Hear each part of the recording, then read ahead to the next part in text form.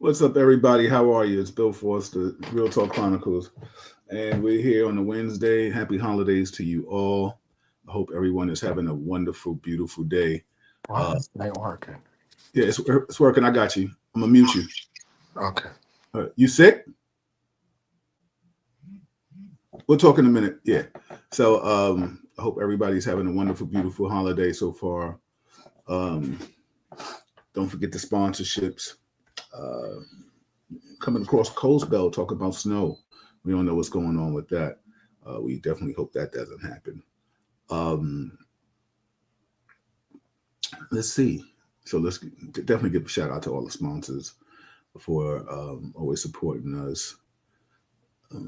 Soft Illusions, Art Gallery, Real Talk Chronicles, of course, that's us. Um, oh, Melba's. Everybody, please come out tomorrow. Tomorrow's going to be a killer. We're going to be doing our thing tomorrow at Row House. I'm bringing back. I dusted off the logo. Everybody, I dusted off the logo. Come out and hear the classics. We got two legendary DJs, Reggie Wells and B Fats. You remember him, legendary promoter. Artist. Had the song The WAP. He Yeah. will be performing live tomorrow. Shout out to the panel. Everybody just chiming in. It's good to see them, of course, like always. Um, First and foremost, let me just go around the panel and ask everybody how they doing, how they feeling. Ty, how you doing, brother? Doing good, man. I'm just a little back spasms, that's all, but I'm hanging in there, Oh, man. I know about that, brother. I definitely know about that. Yeah. Earl, how you doing, brother? Oh, I'm great, man. Just good day, man. Woke up, so I'm winning. Yeah, exactly. I totally co-sign that. Brother Rich, So how you feeling, man? You know me, I'm just putting up with it. I think it's fabulous. Everybody, this is Real Talk Chronicles, and this is the panel tonight. So we're going to start off with I even listen. Not that your brothers are all articulate. I'm sure we're waiting for Chuck to come in, but I got a 3-minute clock if I need to pull it out. Just if I need to pull it out, I'm gonna hold it close though. You know what That's I'm for saying? Rich. Yeah, That's for Rich. shoot. That's for all of the us. old TV show beat the clock. Yeah, absolutely, King. Absolutely. So with that being said and saying all of that, let me go around. President, he got one guy, what is it, for defense that they want him to go down. And I forget his name. Excuse me, I'm terrible with names. I'm great with faces. He has a lot Peter. of what's his name, Earl? Peter. Yes, absolutely. Peter. What? Yeah, that guy, that dude. He has a lot of allegations against him. He's, people. Earl, I'll let you start off, and then what do you think about? In lieu of that, the president-elect has gone to look at Ron DeSantis and a few other people. What's up, brother Nathan Ingram? I forgot it. Daily Arts and Survival Magazine is another big sponsor of ours. Shout out to my brother, Yush. Always good to see you, brother. Get that magazine, the #1 martial arts magazine in the country, and you can get it on Amazon. And yours truly was in there. Don't tell nobody. Anyway, so Earl, I'll start off with you. I'll go to Ty, and then I'll come to Rich. What did you think about his selection first? Well, I mean, historically, whoever wins the presidency, the people that they're picking, the other side generally tries to have a problem with some of those guys. Allegations to me are one thing. Convictions and proof is something else. Anyone can say something about you. Okay. So until those things hash themselves out, I'm on the in the background. Okay, you tell me a guy that sexual assaulted a guy. Sexual assaulted a woman. I'm not standing up for that guy, but I'm not necessarily jumping off the roof on allegations that haven't been vetted and proved and all like that. Okay, Ty, your thoughts? So I just want to understand Earl's response. Sure, go ahead. He said he's fine with the choice unless something is proven or there's convictions uh, in regards to this individual. Right now, it's just allegations, right? So, I mean, but the individual who's putting him in office got convictions, right? And people are fine with that. So I don't anything that comes from that. I always have a question and I have a problem with. And Well, the same way, just to dovetail two things, the Mhm. same way Biden is trying to claim that his son was subject to such and such, like to lawfare. That's why he pardoned them. There are a lot of people that believe Trump was subject to lawfare. Okay, Okay, but I don't disagree with that. But here's the deal: those convictions that Trump was brought up on, those charges and the convictions, everyday people like myself, you, Bill, Rich, we would all be brought into court for tax evasion and anything else he was charged with. What Hunter Biden was charged with, most U.S. attorneys, are, I'm telling you, factual. They're not charging you with being a drug user and being in possession of a gun. They're not even wasting time or paperwork on it. The only reason they did it was because it was Biden's son. actually, And for the most part, I agree with you. The okay. only issue is this: it was Biden's DOJ that went after him. That's what makes it kind of, it's not like Trump was in office and they went after him. And the next thing that makes the pardon so crazy is the length of time. It's from 2014, January 2014 to December 1st, 2024. The tax and the gun charge is only like, I think 2017 and 2018. Okay. The reason why the pardon, like, ain't no one, President Nixon didn't get an 11-year pardon. Okay. Like, it's a wide ranging pardon, and it leads people to believe what else is there that they're not speaking on, because the gun and the tax issue had nothing to do with 2014, and it has nothing to do with 2024. He'd already been convicted, and it was awaiting sentencing. You There's know what it something had else to do with, there. Earl? You know what it had to do with? You got kids? You got Yeah, kids? yes. Okay. It had to do with not leaving your family or your son out there to dry, with this president coming in with an agenda to go after individuals who basically he had a problem with. And I wouldn't leave my son out there, even if I told people I wasn't going to do it. I wasn't going to pardon him. But under the circumstances, I'm going to pardon him. The 20, it's the length of time and what was going on during that. In 2014, that's when he started working with that Ukrainian company. That's why people are a little concerned, because it had nothing. It's the years. And I've been reading. Look, now that he's been pardoned, he can't use uh the Fifth Amendment. They're gonna call him in for questioning. And guess what? If he does, he can perjure himself. So he can't be charged. Or he's not going to go to jail, but they're going to say, you're going to tell us everything. So Or let me ask you, let me interject for a second, because I want to get Richard's thought. I want to get Chuck, because we definitely went off the topic, but we can stay on this topic. We can come back to the other guy. So first and foremost, you're saying they're going to like bring him in for questioning. Why? What's the reasoning why? He's been pardoned. Why did they have to bring him in? because the time frame is so vast, they believe there are things that have not been said. Like, what I'm saying, Who's they? Bill, let me just finish this. What I'm saying to you is this, Bill. If Biden would have pardoned him for the tax conviction and the gun conviction, there would have been a little bit of a rumble, but it went smoothly into the night. The people are aggy and questioning it, because he gave him a 10, 11-year pardon, Bill. That's a long time. All right. Rich, your thoughts, and then Chuck, your thoughts. Well, my thing is this. fuck Hunter Biden. He's not in government, right? He's the son of the president that's going out. Now, like Ty said, I mean, in all honesty, I would pardon my son too. I'm not going to leave him at the mercy of Donald Trump. Donald Trump has his agenda that he's going after everybody that he thinks wronged him. Now, the truth is, this same president we talking about here, he done pardoned a whole bunch of motherfuckers that got convicted.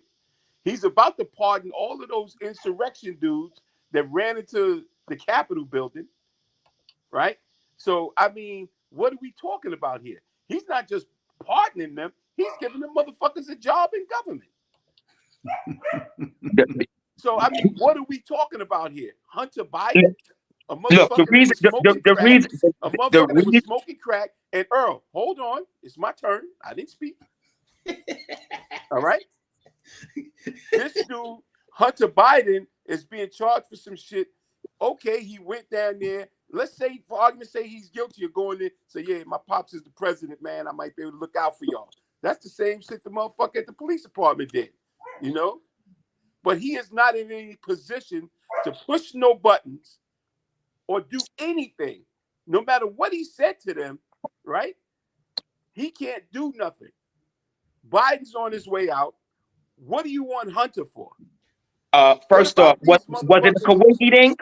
Bro, was it a coinky dink that Biden gave Ukraine some money? That he gave Ukraine some money? Bro, I did not speak on your time. All right? I'm just saying what my position is on it, right?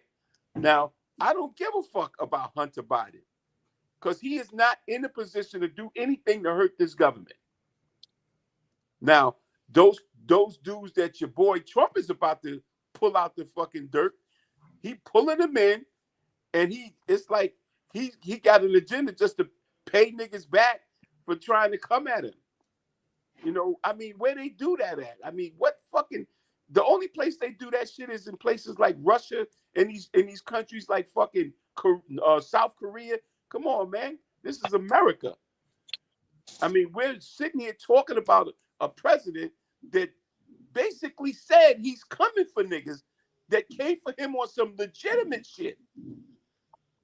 I mean, what? And he's just, all he got to do is pardon himself, which he's going to do. But he's still coming after people. I mean, really? Is that what we talking about here? No, we're not. Talk about the motherfucker that killed the CEO of the company down in Midtown, and they still looking for this nigga. I mean, what are we talking about here? I mean, Trump won.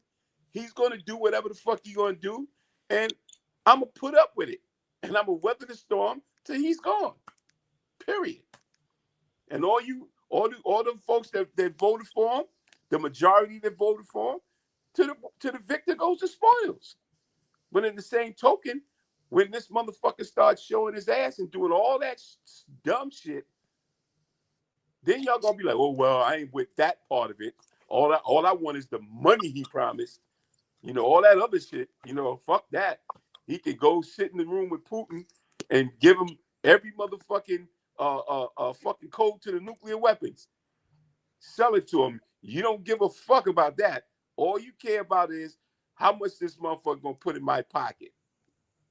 And that's what every motherfucker that voted for him is going for. Just for the money they think he's gonna put in their pocket. That's it. They don't give a fuck if he's a rapist. They don't give a fuck what he does. As long as they put $1 in their pocket. And that's crazy. Yeah. There are people. Earl, I'll let you hold on. Earl, give me a second. I'll let you reply. I'm gonna give you 3 minutes because I want to. That's the only reason I'll give you 3 minutes on this. That's fine. I'm gonna flip it. Go ahead, and then go ahead, Earl, reply. Then Chuck. Biden, Hunter is a pawn in this game, but people think that there's some corruption that goes back to Daddy Biden. Okay. Now remember, Hunter's over there saying he's selling access. All right. And what we do know is that Ukraine did get a whole bunch of money from us and a whole lot of weapons. Okay. We know that. So let's not act like it's just a completely dead issue. Right now, we're involved in a proxy war with Ukraine. We're in knee deep with these niggas. Okay. And we have no idea whether we got knee deep in them verse on this conversation that baby Biden was over there doing. Okay. You can't just fluff it off. Like I said, I have no problem with Joe pardoning his son for those 2 minor infractions. I got no problem with that. The problem is the damn 10 years that don't even include the damn that goes past when the alleged infractions took place. There's something else he's covering up for. And I think he's protecting his own ass. But guess what? I believe that Congress is going to call him in because now that he has been pardoned, he cannot go on the Fifth Amendment. He cannot self-incriminate. There's no charges. There's no he's not going to be thrown in jail. So if you can't use the Fifth Amendment, the only thing that take the fifth, the only thing that he endangers is perjuring himself. And that's where the rubber's gonna meet the road. And we'll see. I yield back. Rich, I'm gonna give you 3 minutes, brother, because I want you to reply to Earl if you want to. If not, I'll go to Chuck. Well, I don't know where Earl got his law degree, and he thinks that they're going to bring him back to discuss whatever the fuck he got pardoned from. I don't know where he got that from. Yo, right? can we make a gentleman's bet? Let's bet a drink. Bet you. Let's bet a drink. A gentleman's bet. Look, you asking me to bet whether your kangaroo president is going to do some shit that he ain't supposed to do? You gonna win that bet every time. Oh shit! I said they're going. I believe they're going to question him. Kangaroo will probably try to do that, but there is no legal precedent that's going to bring Hunter Biden back in to discuss some shit. The government about shit. He has no authority and had no pull to do. 10-year pardons is unprecedented too. Yo, you know what's unprecedented? A president that will take motherfuckers that committed an insurrection on his marched into the fucking Capitol, took over the Capitol, threatened to lynch his vice president, had every motherfucker that was in there hiding in the basement, and he's going to pardon every last one of them. Yeah. Yo, we live in a crazy world where people can take over the country with no damn guns. If you want to talk about some shit, talk about that. You talk about a crackhead that went and bought a pistol. Yo, I'm gonna bring Chuck in. Chuck, you got 6 minutes to 10 minutes because I know you got a lot to come on, and then we're gonna open it up and let the forum, and then I want to read some statements and comments. Shout out to Audrey. He went to school with, I think, Earl, Chuck, and myself. Audrey, my man, I appreciate you, Audrey. That's my guy. I'm gonna read his comments and statements, but I'm gonna open it up because I really want to. Because listen, this is real talk. This is what we're talking about. And everybody in, please again put your comments and your thoughts in. I will read them. And always understand, you're always welcome to join on the conversation. So Chuck, come on, brother, come on in and say whatever you feel, man. Brother, I'm sitting here listening to this. This is. I know Earl's a hot mess, right? Earl got some stuff with him. He got some stuff, man. He's a hot mess, Earl. I love him to death, but he's a hot mess, man. The bottom line is, I was the president of the United States. I'm sorry. I don't care if it's 10 or 15 years.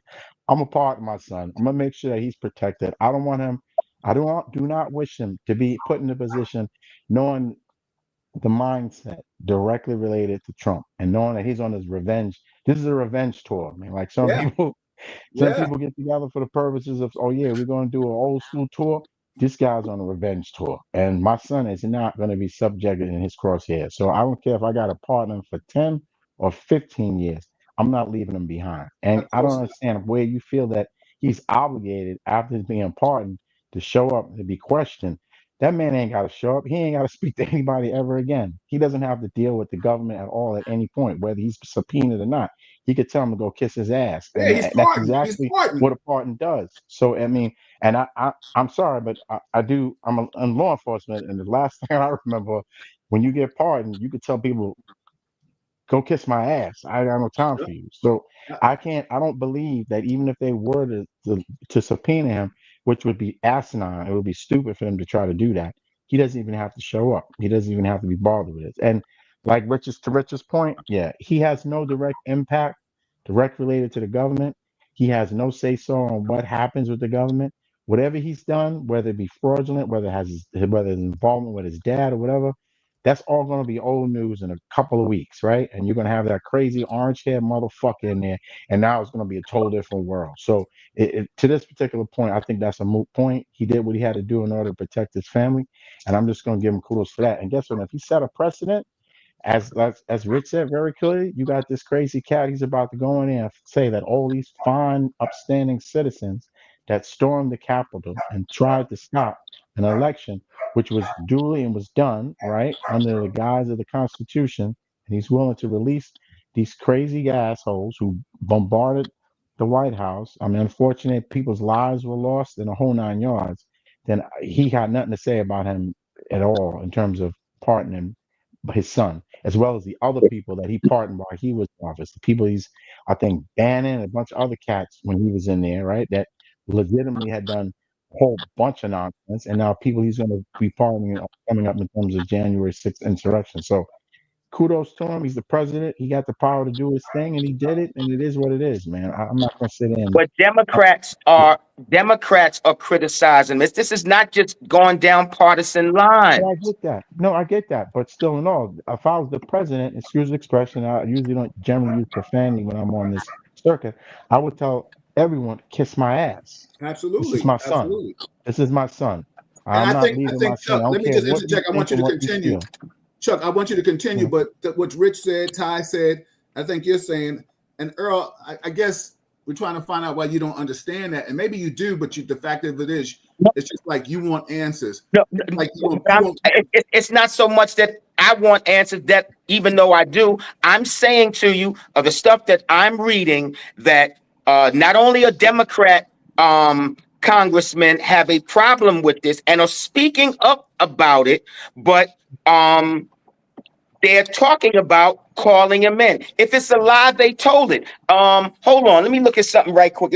No, go ahead. You do that, and I'll let Chuck and the rest of us continue while you look that stuff up. But I mean, let's be totally clear, Chuck, like you're saying, Rich saying, Ty saying, I'm saying, listen, I'll be like, yo, get out of here. I don't have to go in. I'm pardoned. It's like you can't. Hey, Bill. Hold on. Let me just say this, Earl. They think stuff was national security. They do. They think. Look, you Earl, tell. Earl, Are you telling law me? enforcement people?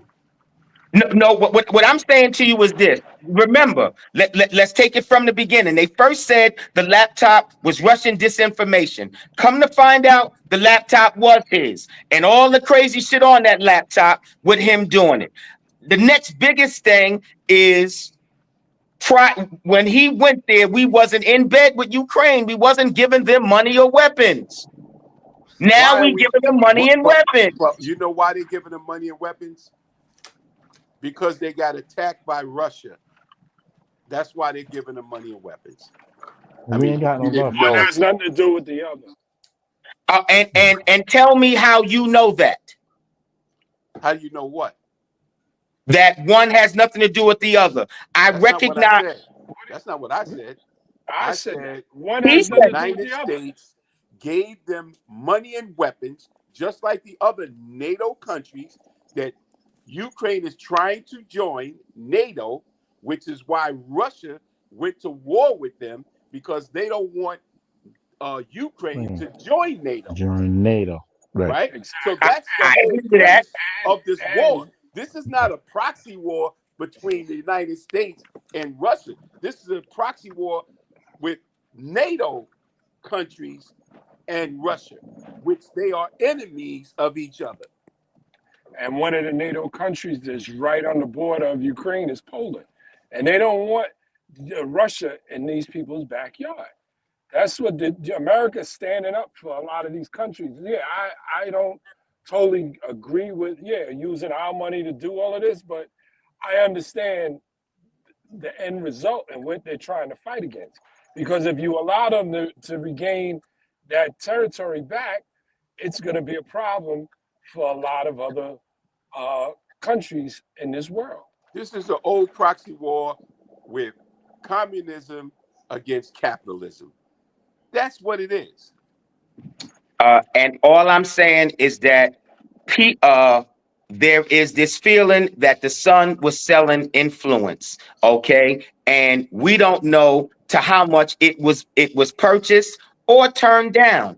And so all they're trying to do. Earl? All right, hold on. Let me interject for a second, Rich. My daddy is the president. Be nice to me, and I can hook you up. That's selling influence. Earl, I want you to think about this. Hook him up with what, Earl? Money and weapons. Some crack? Money and weapons. Yo, I can get you a deal on the key. What? Because this motherfucker has no power. Earl, hold on. I want you to hold no understanding of energy and was on a board. Crackhead shit. He went over there, smoked out, talking about, yo, hook me up. Talking about I can hook you up. I can get you tickets to the Rich. I can get you tickets to the Knicks game. Yeah, he just wanted. Earl, the man just wanted to smoke. That's all. Yeah. Look, he didn't have to. Yo, Ukraine don't have no bigger rocks than New York. He didn't have to go to Ukraine to get high. Yeah. Hold on. No, you don't know. You don't know what they got in Ukraine, bro. Hold on. Time out. Yo, everybody, this is Real Talk Chronicles. I got my boys in the building. I got Ty Butler, Chuck Richards, Richard Williams, and Earl Majette, affectionately known as Brother Earl. I'm just gonna read some comments, but Earl, I'm gonna come back to you, and then I'm gonna let Chuck take over, and then everybody can chime in. You harping, and I say you because I haven't heard what you're talking about.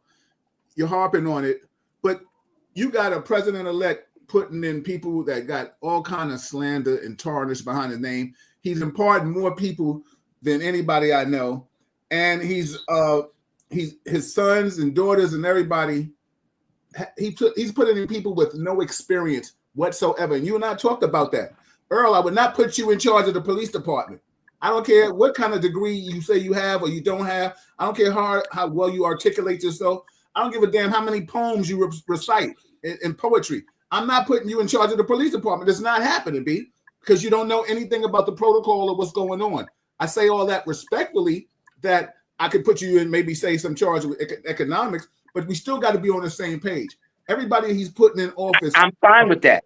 Well, hold on, but everybody he's putting in office is, they say loyalties, but it's really like ass kisses. I just want to read some comments. You guys can chime in. And when I read them, I'm gonna let y'all read them. We all gonna read them together. I think we started off with Stefania said, she said, of course.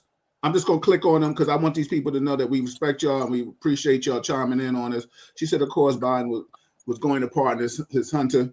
I know I would have done the same thing. Everybody says that. Earl, you agree with it, but you got an issue with it. I said what I said. I know. If he'd have pardoned those two crimes, most people, even the congressmen, they would have got on Biden for lying about it, but it would have blew over. The thing that's sticking in there. Let me ask you a question, Earl. You do you care? As I read what Aubrey just wrote, has written, do you care if he pardons the people in January 6th, the insurrection? I think what Biden has done is given him a pass to pardon them. Oh my God, Jesus! Somebody pour me a drink. Oh my God! Oh my God! And Biden was going to pardon his son anyway. Hey yo, I'm gonna tell you something. It ain't no drug stronger than that Agent Orange right now. Yeah, exactly. Yeah. They smoking that Agent Orange. That's some high power shit there. Yeah. Yo, look, you be hearing these other opinions if y'all just watch some stations other than far left. But yo, but I'm not saying some shit that's like out of the stratosphere, man. This shit is being discussed. That's all I'm Earl, saying. he didn't even ask you what you answered. He asked you if you felt how you felt about him pardoning the motherfuckers that committed insurrection. that's what I asked you. That's what I asked. Right. And My answer was Agent Orange that, motherfuckers will flip it somewhere else. and you ain't been acting like you in gymnastics either. The fuck? I'm not. Okay. I'm Look, not. the Answer question, the question simply is, if the question simply is, can we pardon the people we fuck with and care about? The answer is yes. All right. The question, it gets muddy when people look into the details as to who you pardon and what they did and such. Okay. Insurrection. No, that's what what they y'all did. called it. Motherfuckers that don't have no guns are not insurrectionists. Ain't even have no pistols. What was they gonna Them beat up the motherfuckers government? went in there and but let me ask you something, Earl. Did you say wait? Did Earl say? Do you Did really Earl believe? say, wait? Do Did he you say really people that believe? don't have no guns? They had guns. Insurrectionists They had guns. Yo, You think they weren't guns? Agent What Orange station are you clouds your looking at view. if there was no guns? They had guns, bro. They had guns. I'm sorry. They shot up the White House. My bad. They weren't in the White House. They weren't in the White House. They were in the Capitol. Grounds of the White House. There's All right. there's an actual photo of a man standing near the American flag holding an M16 rifle outside of the White House. And you're telling me they And do didn't you have know who that was? And do you know who that was? Okay, because he wasn't because Was it Secret trying, Service? trying Was to it get a new Secret president in Service? office. He wasn't inside. no. What I all right, hold on. Let me get some order to this. Yo, Chuck, say your statement again, and then Earl, you can reply to what you just said. You made a comment. You said, do I know who that person was? I don't give a damn who it was. He was standing outside of the White House with an American flag flying with an M16 rifle in his hand. He was on the grounds of the White House. It doesn't make a difference. You're saying there were no guns involved. I don't care if they didn't shoot or they weren't firing, whatever. There were men on the grounds with guns. The Proud Boys had guns. They had firearms. So don't sit there and tell me that I need it. And then if an insurrection, for argument's sake, creates a depraved indifference from our human life and someone dies subsequent to that, you're trying to tell me that that's an equivalent to Hunter Biden being freaking pardoned when people lost their lives? They stormed and ran and trampled over law enforcement, and people are in a basement hiding out because they're starving possibly for their lives. Come on, man. Those are two different issues some of the altogether, things that brother. they said that there was plant agitators out there. Okay, I Doesn't have make a no difference. problem They us were digging outside on the into it, ground with but guns. They were a part of it. it is not as clear cut as you think. That's why I say to you guys all the time: if all you read, watch is far left newspapers, you're going and shows, you're going to have a certain view of everything. No. Hey, I'm going to be okay, very clear with you. so I make Fox sure in my News. business Hold that on, hold on, Rich. Hold on, Rich. Hold on, when I Rich. review I anything, I when I Chuck to review and finish. look at anything in terms of data information, I don't just look at MSNBC or CNN. I listen to your crazy ass station, Fox. I need to know what the devil is thinking. I need to know what's going on. So I'm not going to sit here and just hold up. I'm not going to sit and just listen to what I think my narrative is. I'm going to listen to the other narratives that I've seen and heard, and where I saw a photo directly of this proud day in terms of the world, the United States, and seeing there were really great people.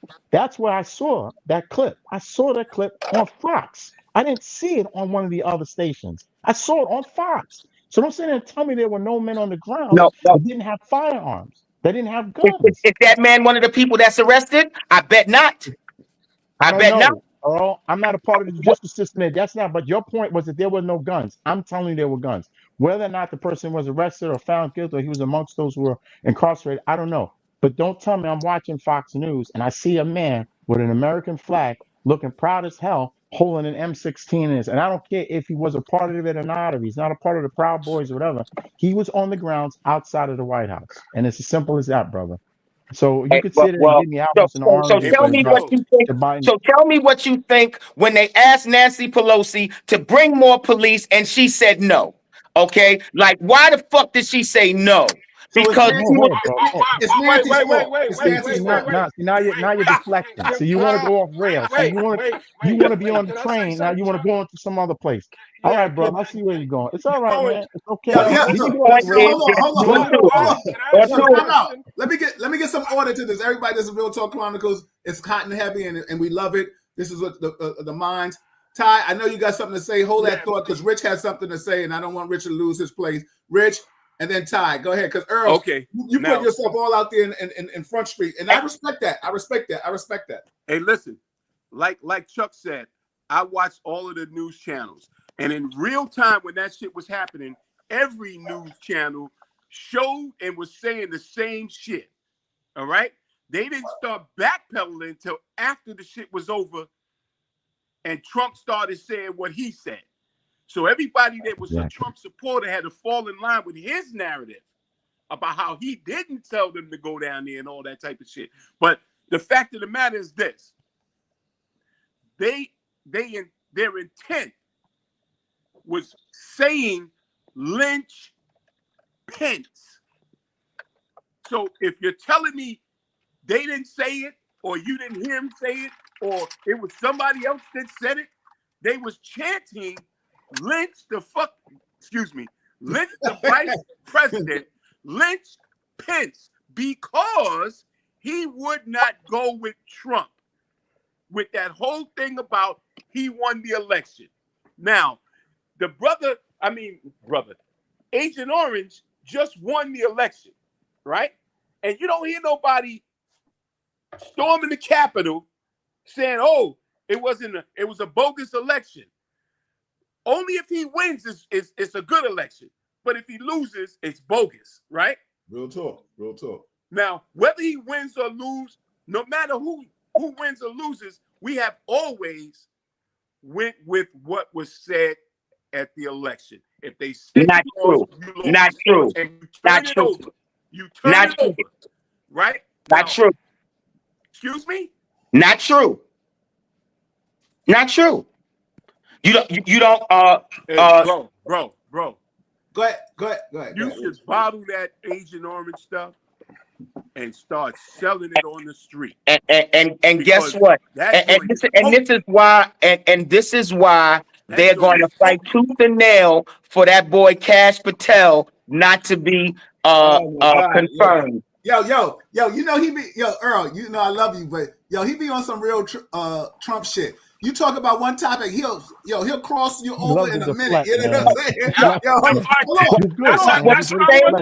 What I'm saying to you is all of y'all entitled to your opinion. I'm here to get jumped in every fucking week. I'm gonna let you rock, Earl. I want to hear what Ty got to say. Go ahead, Ty. I'm gonna let you rock. And I got a lot of comments. I got a lot of comments to read. All I wanted to say was what I'm seeing here is reflective of exactly what I see Republicans do, Magna supporters do, is when you come at them with facts, then they want to deflect it to something else and then bring up something else. Listen, let's just deal with what we're referencing, and if there's no answer for it, say okay, and then we can move on to something else. But if we keep jumping to something else, another subject, oh, well, what about this? Or what about that? Well, shoot, if it wasn't snowing the other day, it'd be summer right now. I'm not going to do that, all right? All I'm saying is let's just deal with the facts and move on, all right? And I will end here. How did we start jumping? I was talking about Biden, and then all of a sudden the didn't respect the election came up. They crossed over first. No. You don't remember that. No, let me tell you the truth. I brought up about the FBI director, Cash, whatever his name is, and then you went and talked about Hunter Biden. Yep. No, we didn't talk about that. I was talking about, if you recall, because you can watch this beautiful thing about this. He wasn't talking about that. He's talking about Peter.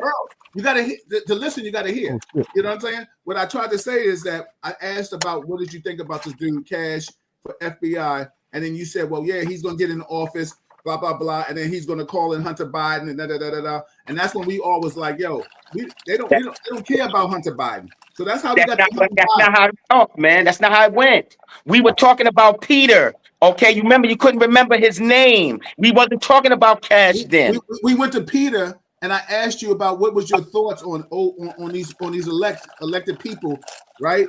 That Trump is trying to put in office. What is your thoughts about it? Let me read some comments. Cause everybody take a sip of water because it ain't over yet. We're not finished with you. You know what I'm saying? No, Kevin, where are you? Yeah, Kevin, and real talk. Anybody out there that's a Republican, and no disrespect to the Republicans, but if you feel like Brother Earl feel, please come on. Don't let that man get stabbed up by himself. No fun. No don't let him get caught in this alley. You know what I'm saying? Because we don't agree. But I respect him for coming out, chopping it up, and saying what he wants. You know, let me read. I'm just going to show some comments that people are putting up here because it is definitely worth it. I put this up. I just want to give a shout out to my brother Norman Seabrook in the building. He said there are many others that deserve to be part that have actually done something for the people. Absolutely. Mo Weathers is in the building. Shout out to Mo. He said, let's be honest, that who wouldn't pardon their families? Absolutely. My man Rodney, happy belated. He said, preach, Rich. My man Gary, I think he just retired. Hold on, let me get back to him. Where's Gary at? Come on, Gary. Woo, I love it. Let me see. We got some people to read. I got some comments and statements to read here for us to read. Gary. Let's see. I hit on it. Okay, here he said. He said Trump picks are horrible, unqualified, and seemingly not of good character. Just as Trump himself is a felon, I've never seen such insanity in my life. Trump keeps getting away with crime after crime. Absolutely. Aubrey says, he says Ukraine got money and weapons from Trump administration. Gary also said the FBI should vet everyone, also no exceptions. Aubrey says he came in already. They refused to hear him. Let's see. Let me read some more. Shout out to Sister Brenda. She's in the building. My martial arts sister. Trump says, I'm gonna jump off. Okay. Trump is not the issue. He is the distraction. Please, my brothers, tell me who is JD Vance. Ooh, what do you know about him? If the answer is a question mark, then that is a problem. Wow. Okay. All right. Let me read some more. Shout out to everybody chiming in. Senior in the martial arts, Naquan. He says, why nobody's talking about Trump's partner and his former cabinet members that were convicted during his first term, 10 of them before he left office. What you feel about that, Earl, before I go on? Trump's position was he was such new to the political scene. He relied on other people to make suggestions for him to pick, and he said most of those people he found out that they was part of this, you know, the go along get along gang. So he just himself. It was part of the swamp. Yeah. Right. And he got rid of them. Okay. And you know that for yourself, or he called no, that's what Trump has said. I'm not I'm being facetious, but I'm just being, I'm trying to be a little icebreaker. If it's a lie, he told it. That's his answer. Yeah. As I go to another question, anybody want to comment on what he just said before I go to another statement or comment? Well, Brother Earl said it right. If he lied, he told it. Yeah. And his track record has been that he's been lying. Aubrey said Earl he wouldn't do that. He said Earl is perfect. This is the energy that is out there. He is not alone. Trump got it off that energy. Distractions, half truths, and innuendos. Earl is the realest thing on the panel. Yeah, you're right about that. That's somebody Hold up, man. Hold up. Yeah, exactly. I don't think that was a compliment. Exactly. It tastes like liberal tears. That's what it tastes like. Liberal tears. That's what I'm thinking about that. You know what Aubrey just did? He's that dude, and I'm just using this as an example. He's that dude that if you got in a fight and you got beat up, he's that dude to say, "Yo, man, you had him going for a minute when you said throw your hands up." You know what I'm saying? But He gonna walk you home. He gonna walk you home. He gonna walk you home. Aubrey is intelligent and funny. Love him to death. It's all to the good. Oh no, Okay. absolutely, yo. That's what I'm saying. Yo, tomorrow come down to the row house. We gonna all chop it up again. Nikon said, "Yo, I'll hook you up with with this used microwave." Shout out to my brother Malcolm Vieira. He said, "What's up, brothers? Yo, Rich, it's hot tonight. Hilarious." Next question or statement. Aubrey said what he says. Next time y'all do this, please give me a call, Bill. Gotta run. Okay. Sister Brenda's on. She says, why is Trump putting a WWE executive over education? Make this make sense. Earl, you got any comments on that? Yes, I saw that. She has limited experience in education. She has some, but it's not a lot. I think the criticism of her is fair, but she actually does have some experience in education in Connecticut. Okay. Sound like a new ride up here. Yeah. Yeah, my man Ronnie said Earl drank the Kool-Aid. I get somebody else said that too. I just want to know. He said, hold on. He said Trump pardoned his son-in-law's father and now made him the ambassador of France. How you feel about that, Earl? I was about to bring that up. Yep. I honestly, I didn't dig into it too much. I did see the headline, but I didn't I didn't parse it out but so much, man, honestly. So okay, here I just want to give you the soft facts. He pardoned him, so there had to be a reason for him to be pardoned. Let's not even talk about what he did. The fact that he was pardoned, and now but if we talking, let's talk. What did he do? So okay, let me ask you a question. He went to jail. Yeah. Did what? He went to jail. So whatever what did he do? It called for incarceration. All right. So let's deal with that. He went to jail, got pardoned, and now he has a job in government. I'll ask again. What did he do? So Earl, so right now, let me just ask you before I read the next comment or statement. It's the severity of the crime that makes it. Okay, like no, what it does sometimes it matters. Like for instance, if you got jailed for insider stock trading, no, you can't get pardoned and be the head of the finance. No, I got a real problem with that. Okay, you got put in jail for doing some sticky financial shit, and now we putting the fox in charge of the chicken coop. I got a problem with that. That's why I think it matters. So let me ask you a question. A person that comes up on charges or sexual misconduct, you don't mind putting them in charge of like national defense or something like that? I'm just asking. That's a yes or no. Yes or no. I've already said in the beginning, allegations are different than convictions. Okay. Somebody could say you had statutory rape. Well, I'm supposed to believe you're a rapist because someone said it? No. I'm going to toss it out before I pass judgment. I wish I could believe that, man. If there's any brother, if I know for a fact there's anywhere in this country where, in fact, I don't care, somebody could tell me I jaywalk, and they don't have to know me for a whole lot, but just because of the color of my skin, most people are going to believe I jaywalk. You know, I find that overall issue of it needs to be proven in order for it not to be an allegation, to be a little light, because that to me, where it's been proven and it's been very clear that I think there's substantial evidence that he actually paid someone, right? He had sexually assaulted someone, and he paid this person to hush them up to ensure that it didn't go any further, right?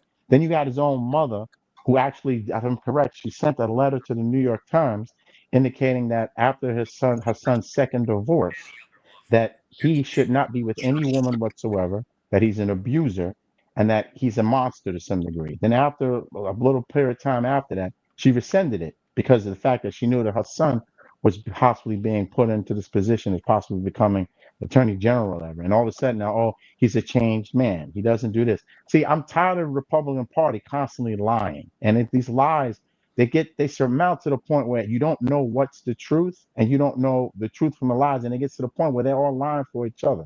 So if you're saying that it has to do directly with what he's committed, I get that. You're saying that if the guy, for argument's sake, did something in terms of stocks and now you're going to put him in charge of some finance issue, yeah, I don't care. If you've been incarcerated and you've been locked up and now you have to be pardoned, I don't believe that that sets a precedent for anyone to be given a governmental job.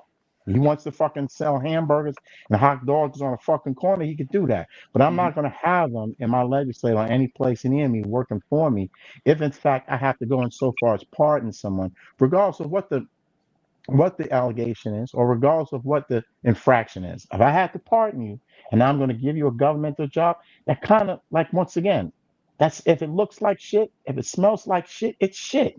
And it's as simple as that. I mean, that's just my feeling, man. I'm sorry, brother. Yeah, no. Everybody, that's what's real talk. Hold on, Tom. I'll bring you in a minute. I just want to read some more of the things. Dave, my man David Pryor, thank you, brother. FDNY in the building. He says Trump has a cult followers and about to take office and turn his country upside down, starting with Project 25. Earl, what do you feel about the guy that he put in office that was the author of Project 25? As I read another statement. It was already established that he knew some of the people. My position is, again, he said that he wasn't going to follow Project 2025. He has his own ideas of what he already put out, what he told you that he was, what he had planned to do. Like, and like I said to you in a previous discussion, Bill. Yes. These think tanks put out ideas that Democrats and Republicans borrow from time to time. I told you the same people that made 2025 are the same people He's that the author. He's the author. We're not talking about people under. He's the main kahuna. He's the big kahuna. I'll say it again. Five of them that contributed to that project that he's given offices to. Five of them that contributed to that document. So Earl, let me just ask you this question before I read some more comment. Joyce, she says, yo, that's insane. The insurrectionists killed like 5 people and tore up the Capitol. What are you talking about? Yo, Earl, let me ask you a question. If I have a military, I'm in charge, and I put a known killer that's got he damn near could be a serial killer, a known killer in charge of my military, do you not think he gonna kill people when he can control? I'm just asking that. I think it's a very real possibility, and I also think that they put known killers in those positions because war is hell. They put them motherfuckers there. They put them. So to go back to my point, the reason why I asked you that question, if I put a person in office that wrote Project 25, do you think he's not going to try to implement that? That's all I'm asking. I think that whoever Trump has put in will not take precedent over what Trump wants to do. I don't think anyone in there. I don't. Now, again, I said, okay, I feel you on that. Let me read some more comments, and then I'm gonna bring Ty in. Ty, you can come in anytime you want. Dave said you don't need guns to hang the vice president. Absolutely, that was going back to when you said that about Pence. Guns. Yeah, Pence. Yeah. Joy said they were crawling up the walls of the damn Capitol. What in the world? My brother Malcolm, he's in the building. He says, yo, I accept nepotism like my brother said at a minimum have experience. Nothing wrong with bringing your own crew in. Perfectly normal to pardon family, especially your own child. Dave said, thank you, bro. Dave said, yo, the proof was right in front of our eyes. Didn't we see it? Malcolm said, yo, Earl, come on, bro. He said, it's one thing to pardon your boy, but not these January 6th MFs. That was a felonious in A1 fashion. Hey, yo, I found the charges for your boy Kushner. All right. The father-in-law. Naquan said, respectfully, brother Earl, what flavor was that Kool-Aid? my man Gary. I'm just reading what they're saying. I know. They crashed the Capitol, not near A1 of them should be pardoned under any circumstances. So, yeah, I mean, when we start talking about laws and stuff like that, it's a whole different play. Joy said deflection is real. She said clearly you not.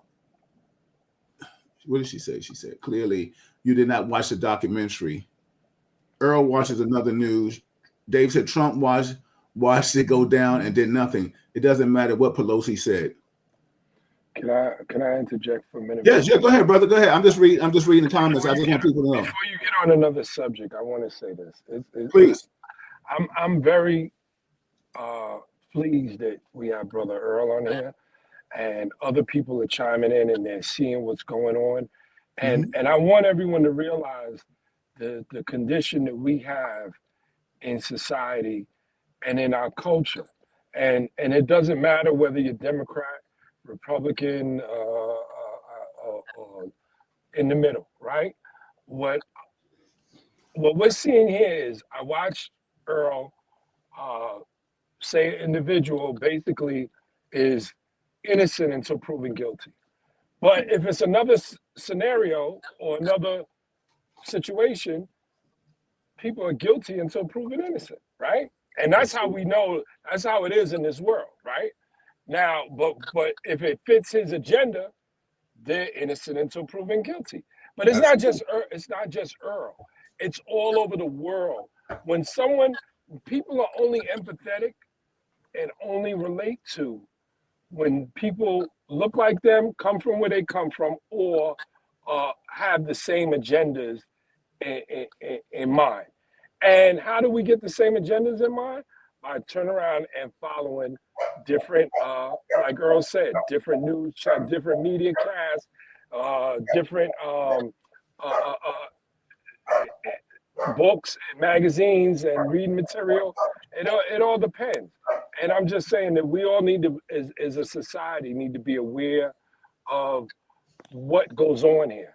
That's all I'm saying, and pay attention to it. As I everybody, this is Real Talk Chronicles. I'm just going through the comments. I want to catch up. I don't want to always give people their props and their respect, that the fact that they chime in and watching us. I always want to read their comments and statement. Joy says, walking through the Capitol screaming for Nancy Pelosi. That even had a noose hanging outside. How you felt about that, Earl? They still should get pardoned. The fact that they was walking with a noose. Look, we're actually. I'm just asking. I'm not trying to. We're actually having a discussion based on something that hasn't happened yet. So, like, she had to be hung. She had to be hung first before we could. No. This discussion is about. We're having a discussion as if those guys have already been pardoned. Okay, we're actually having this discussion. He's going to pardon them. He said he's going to pardon them.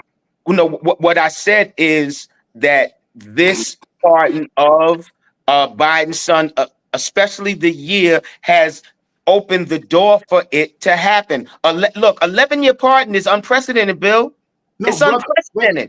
What I'm trying to say to you is, I know you're stuck on this 11-year thing, but what Trump has said, and this is we're taking it out of the horse's mouth. Biden hasn't been pardoning people left and right that have know where his bodies are buried. He hasn't pardoned people like that. Trump has said, "Yo, the insurrection, I'm gonna pardon all these cats." He also said, "I don't believe that I lost the election." He still hasn't admitted to that. Like Earl, not Earl, like Chuck, Rich, Ty has said, and I co-sign. He won. Nobody said it was a mess. It was a fixed election. He didn't worry about early ballots. He didn't worry about any of that. You didn't hear none of that same shit. He was popping. So he went sore loser. And everybody, including you that voted for him, that was talking to me, wanted to throw the egg. You know what I'm saying? Because y'all won. To the winner goes the spoils. I get it. But let's call a spade a spade. What I personally get tired of is Republicans. Like, I had to scream on one of my mans, Puerto Rican cat. I'll leave his name out because I don't want his feelings to get hurt. You know what I'm saying? He was like, I asked him, what did you think when one of the old boys stepped down from the nomination to be one of the cabinet members? He said, "Oh, Bill, get over it. You lost. The Democrats ain't angels. I said, motherfucker, I didn't ask you that. You know what I'm saying? I said, common sense. And that's when I told him, I said, you're stupid. I said, yo, and if he watching, come in and say I didn't say it. I said, yo, you're stupid. I said, first and foremost, he just disappointed me. He was talking about, yo, the kid with the comedian Puerto Rico, yo, it's all right. We know Puerto Rico's a beautiful island. I said, you Puerto Rican and you co-signing that? I said, yo, you so far, you got him off your chin. That's what you got him off your chin, Papo. You know what I'm saying? And I you know, I guess he got to see a little different side of me. But what I'm trying to say is that let's keep it a buck. But see, but that was a cult. But that was I'm gonna let you comment. I'm gonna let you say it. Republicans want Democrats to say, yeah, that's wrong, that's right. But when we come to you with something, you don't articulate, yeah, that's messed up. I wouldn't have did that. I had one of my friends, my man, I won't mention his name, you know, because I asked all these people to come on. Earl, I don't want you and Kev sometime to be lone wolves. I want any Republican out there that feels like you want to come on and talk about it. And this is not about, I have nothing against Republicans. I want everybody to understand that. My father was a Republican, right? But what I have a problem with the Trumpers, I'll tell you that in your face. You can come to Real Talk, you can come down to the row house. I'll tell you that in your face. You know what I'm saying? It is what it is. I have a problem with a Trumper. And, you know, people act like he wants to clean the swamp. What swamp? He's putting in his own alligators. He's putting in his own alligators and crocodiles. And you know what's so funny? It's like he's saying shit that to me weak people gravitate to. I'm not saying you're weak. I'm just saying it's like weak people, you know, Earl, you try to come with a lot of facts. A lot of times your facts are off-putting, but he comes with a lot of things. And it's like weak people. I told my people, I said, yo, listen, he's the dude that got security. The shit that you guys are saying, you don't have security. Walk easy with this cat. Let me just read some more comments. Earl, you can comment as I show some more comments. Go ahead, if you have to. Democrats the power over police. Look, like I said to you when the gentleman said the joke at their rally. Okay, I didn't think he was funny. Okay, I wasn't railing in support of him. But what I did say is that some jokes are cultural. They're jokes that we can't, like there's black jokes that we laugh at all the time that some people from the outside won't know what to do. And because Puerto Rico has such a garbage and disposal problem, that was one of those cultural jokes. Did I think it was funny? No, but it was cultural. And I think sometimes we we misunderstand some things and we don't have a certain cultural competence. Okay, it's just like between us, some people can call each other the N-word and it's no problem. Okay, but depending on how someone else said that N-word, it changes. You just made a very valid point. Here it is. If the guy who was giving that speech was Hispanic, and he had made that comment, you're right. Yes. As a cultural thing, you Yes. would get it. This is a white Anglo-Saxon asshole standing up on a podium making jokes about Puerto Rico. No more different, like you said. We're homeboys. Every now and then we say the N-word to each other. That's a cultural thing. But to have someone at a rally who's purely a white man sitting and making a statement about Puerto Rico, and these are the people who supposedly, and I don't understand why, but a lot of the Puerto Rican population, Hispanic population, back Trump. So the last thing you do is say anything. The last thing you would want to do is say. So hold on, Chuck.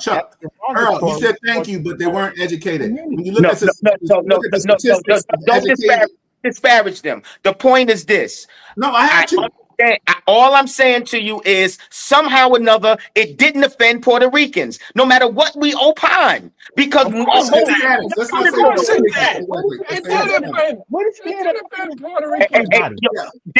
did you see the numbers of how many Spanish men voted for him? Yo, Chuck, hold on. Chuck, I mean, they had common sense. Hold on, Ty. Yo, Chuck. You know how much Puerto Rican people. Hold on, time out. Real talk. Yo, pause. Hold on. Yo, Chuck, Proctor for 1 second. Go ahead. Ty and Earl was talking. Chuck, Proctor for a minute. I'll be right back 1 second. Go ahead. Yeah. Listen, you know how much Puerto Rican people had a problem with that, bro? Even you had people on the left and the right who had a problem with calling Puerto Rico floating garbage, island floating garbage. The thing was this though. See, like Chuck said, if it was a black joke and a black person's telling it, everybody's fine with it. And if it's a Spanish person and he's telling the joke, everybody's fine with it. But when you got a white person telling a joke, calling Puerto Rico a floating island of garbage, that's a problem. That's like a white person. Let me just give you this analogy, and let me tell me how you feel. That's like a white person standing up on the stage and telling N-word jokes. Are you going to get offended? Let me say this. Wait. Let me say this. Before you say this, I want you to understand where I'm coming from with this. If there's a white person on stage telling jokes using the N-word, you're going to get offended. But if you still want to support Trump, you still going to vote for Trump, regardless of that. So that's what I'm trying to say to you. And I'm gonna give you a classic example of who he was compared to. You know, because he's one of those people that rank on others. They compared him to Don Rickles. Okay, I got news for you. Don Rickles insulted everyone. Okay, yeah, he insulted everyone. Those were roasts. Man. What he was known for was and that's what they call him. And that's what they call him. Now, but that wasn't a roast. That wasn't a roast, bro. If you want to say he was miscast at a convention, I'll go with it. I'm telling you, he's a roast comic. If you look at any of his stuff, that, but Earl, it's not about but it that. is. I'm saying to you, Don Rickles. The fact. Wait. Don What I'm trying to say to you is kind of roasting. Yeah, and what I'm trying to say to you is about this. They had he voted for, the people voted for an individual that was okay with bringing a comedian like this on their platform to talk nasty about their own island, and they still voted for them. Listen, there's an agenda here. Whatever the agenda is, I don't know. It's above my pay grade. But I'm telling you right now, if somebody came on, brought that I wanted to vote for and brought somebody on stage to talk, and they started talking derogatory about my people or my country, I ain't voting for that person. I don't give a damn. Obviously, it wasn't a deal breaker, and you know, there's a lot of Hispanic people in this society that categorize themselves as white, no matter how Hispanic they are. Okay, so let's call a spade a spade. I even agreed to that. All I'm saying to you is this, and this is the part of this discussion. Some of us are more offended than the Spanish people because they voted for him in droves, and that's a fact. Chuck. Oh, go ahead. You go ahead, Rich. Go ahead. Can I get a turn, Chuck? Yes, Rich. Go ahead, Rich. Go right ahead, brother. It's no winning with that Agent Orange juice. So let's go to some facts here. The Kushner father, right? He was convicted on 18 federal charges, right? He pled guilty to these charges, right? Okay. So he was convicted of violating election laws, tax evasion, and witness tampering. So is that enough for him not to be in government, Earl? And what did they take him to do? He's gonna be the ambassador or some shit? Whatever he is. He's holding a political position. He pled guilty. He didn't fight it. He pled guilty on 18 federal charges. So you were saying something about what he was convicted of. But Trump didn't pardon him. Hold on, bro. He served his time, right? Before you start the deflection, I'm just going by what you said. It depends on what he was charged with. So I just told you what he was charged with, and he pled guilty to it. 18 federal charges. And what I also said to you, tax evasion, election fraud, violating election laws, rather. And what is he being hired to do? Because I said both. I said, what is he qualified to do? How about that? I don't know. I don't know what his resume says. No, I'm asking you. What you said, your whole thing was it depends on what he did. I told you what he did. Now you And talking about what job are they going to give him? and I So also said, he's good for a job. It depends on what the job is in government. right. So So what would you so be I asked you, comfortable? what is the job that he's doing in government? What would you be comfortable with him working in? I'm asking you, what's the job? Let's not, if you're going to He talk was in facts, ambassador let's of not deal France. in hypotheticals. What is I the job wouldn't he be was hired for? I wouldn't be I think he's comfortable with him the taking the ambassador of garbage France, out. but I think I wouldn't. I think I he's He's the wouldn't not even do ambassador of it. qualified France. to be in the building, Earl. He Exactly. shouldn't even be. He shouldn't get a pass to get in the building. Nope. You talking about depends on the job. He's not good for no job, Well, not in government. well, then I guess he won't pass the confirmation hearings now, will he? What you Not We don't know. if there's enough juice in the house for the Agent Orange. There is enough juice. They got the House and the Senate. Come on. Look, some people have stepped down despite having the House and the Senate, because despite what you're trying to say is that those candidates, if the Republicans didn't feel that they could rock with them, they bowed out. Okay, so it ain't so draconian as you're trying to make But it you know out. what? Because You if know it was what? just You know past what? all Trump people, I gotta, no one would drop out. They Earl, all I gotta stop we gotta stop calling this the Republican Party, because it's not. It's not. It's This not is at It's all. not. not the I It's agree Republican not with the that. Party, I Republican agree with Party. that. I agree right? with that. I This agree is with a that whole totally. new party. The No. Republicans have bowed down to the new party. Yep. They calling it Republican, but it's not. But it's Because not. not one of those Republicans, when this man first ran for presidency, backed him. They all talked about him the same way Democrats are talking about him until he won. Like Once he was won, he didn't even know he was going to win. He didn't have nothing to offer the government. So the Republicans said, okay, since you won, here, take our platform and we'll get behind that, right? They try to get this guy to tone down his rhetoric. He refuses to do it. He lets them know that they don't have no power. He got the power of everybody, because Of the people. that package he was selling, that joint is pure.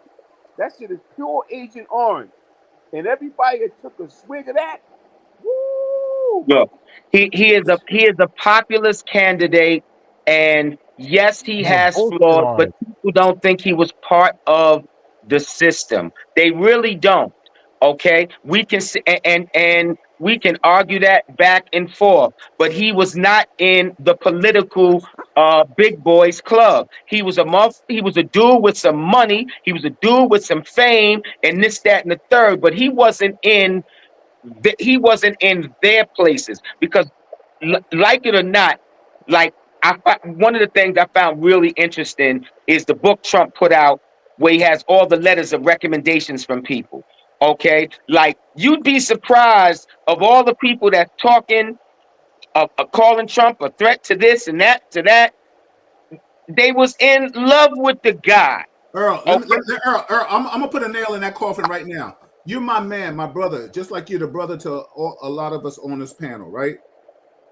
But if somebody asks me about Brother Earl right now, say a female, yo, is he a good dude? I'm gonna say absolutely yes. I'm gonna take all the pictures I can. If you come down tomorrow at Row House, I'm gonna take some pictures with your ass, right? But if I say, do I feel he's good for this situation or that? Absolutely not. And I'm gonna say it in your face, and I'm gonna say it to them. I'm gonna say it to the political office or something like that.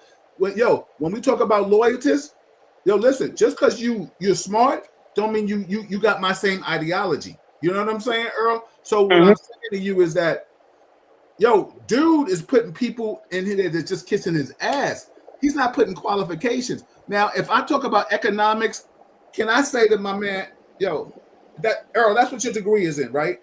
Yes. I can say, okay, well, Earl knows how to work budgets and shit like that. Can he put his resume in? Absolutely. You know what I'm saying? Mm-hmm. But the bottom line is, yeah, but why he ain't got Earl on the cabinet? He's more qualified than them motherfuckers he putting in there. So why he don't put you in there? And that's my point. That's my point. Earl's black. He ain't Look, with look. Sometimes, man, people. Earl, you fighting for him better than Earl, Fox No, News. you know what's gonna I'm just happen? Earl gonna get in there and see the bullshit. He gonna say, "Wait a fucking minute, nigga." look, look. You Look, ain't go for it. I I'm was not the going to jail. assistant director of financial services for the Bronx Borough president, and I saw the daggone politics, and it was disgusting. Okay, so I can only imagine what it must be. It must be amped half a dozen times on Capitol Hill. So I'll even agree with you on that. But let me say this, okay? What you said, Bill, in terms of trying to fit me based on what you think my focus or what my experience in, I can't fight that logic. But you know what other people sometimes do? They just want to surround themselves with smart, good people. Okay, like and say, Where is he doing that, Earl? I thought the dude that we bringing back up again, I thought Cash Patel was a smart, good dude. We're gonna I talk. really do. Before we get off, we can switch. We can. Listen. You know what? We can switch to him right ASAP now, because the bottom line is, I think he's a clown. Who? Cash Patel. I think he's a clown.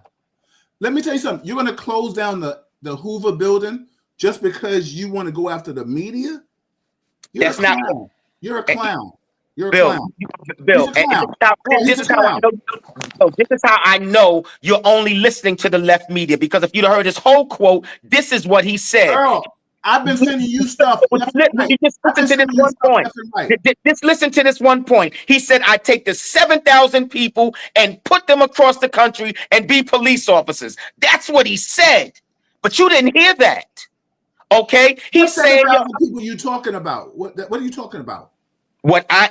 The quote that you are speaking to or referencing is, he was talking about the FBI agents in that particular building, and he was saying, the first part he said is, I would close it down and make it a deep state museum. Them. Of course, that's tongue in cheek, but what he said after that is this: I take those 7,000 people, put them across the country, and make them do police work. You are like, he's like, you're supposed to be doing police work. So if you want to say that you don't like that, I'm fine with it. But that's the whole quote. Okay, I get it. Well, first and foremost, excuse me for not saying it all for verbatim. Okay, but the bottom line is, dude is not. He wants to go after media. When have you heard an FBI director say he wants to go after media? I guess it was during Biden's administration when they went after social media. Okay, they told them what to say and what not to say. That's too. Wait, you're gonna That's compare separate social issue. media? Come on, man. You compare got to be social kidding media me. to the no. You can't compare Look, one to the other. Go ahead. One has to do with Listen. the constitutional right. Hold on for a second. Ty, you go first, and then Chuck, and then Earl. You can rebuttal. Go ahead. One has to do with your constitutional right? To free speech, right? Yeah, that's the media. Social media is controlled on different platforms that we all have problems with because of the content that comes out of social media. All right. Listen, all I want to say is this. We can go back and forth about this all night, but the problem is this, that individuals who have a sense of intellect and common sense, like yourself, Earl, right, has to stop and say for a minute, like, listen, aside from the agenda, aside from what the popular vote was and the electoral vote was, this individual does not belong in the position he's in, and the individuals he's picking now, he's picking because last time when he allowed the Republican Party to put people in there to govern him while he was doing what he was doing, or to help assist him, and they had a certain level of common sense and how to run government, he got rid of them, or they stepped down because they're like, listen, I'm not going to jail for this individual. I'm not putting my reputation all my degree on the line for this individual. And some of those individuals have lost their degrees and their credibility, like Giuliani, right? Who's they're disbarring, right? So I'm just showing you, using that as an example to say, listen, enough is enough. The individual doesn't belong in there. He's in there. At this point, we have to say, all right, let's cross our fingers, keep praying, whatever we do to keep hope alive, and hope that this individual goes in there and doesn't destroy whatever we have thus far. Okay, and if he can improve on what we have, then so be it. I'll be happy. But Will right you now, give him the credit for it? I'll give him. I don't have a choice but to give him the credit for it if he does it. But I'm going to tell you this: I don't believe it's going to get done. I think he has another agenda, right? Because one comment you made that I don't agree with, that he wasn't tied in politically. He was very much tied in politically, because if he wasn't, he wouldn't have been able to get away with the maneuvers and the business dealings he was doing all these years. Okay, when you get to that level, when you have certain credibility in certain relationships, you have political ties. And he would have never been able to even be a candidate if he didn't. Okay? Believe me. Local ties and presidential political aspirations are two different things. What He we had do more, he had more than, I'm sorry. He had more than local ties. Okay? He had more than well, local and Floridian ties. He had well, ties across, he had ties in Russia. What are you talking about? He he had ties wasn't in public China. enemy. He was in public enemy number one till he ran for president. Up until then, everyone said you're fired and this, that, and the third. He was beloved. Well, you, not us. No, hey, wait a minute. Yo, Trump was on TV. How long was that show on TV? Never Trump, watched like, it. I never liked Trump. Apprentice. I never liked him. I never I liked never Trump. did. I never I liked never him. did. I never Never did. ingratiated him. I didn't find anything well, positive about him. can I say this, Chuck? Can I say this, Chuck? Okay. Trump was so liked. He was on the Wu-Tang album. Okay, they was rocking with him. No, let me get this. Let me get this. Because you know what's so funny? I've heard you and I've heard a lot of other people say, "Oh, Trump was liked by a lot of black people," right? Let me tell you something. When you're a rich playboy philanthropist, like Hugh Hefner, right?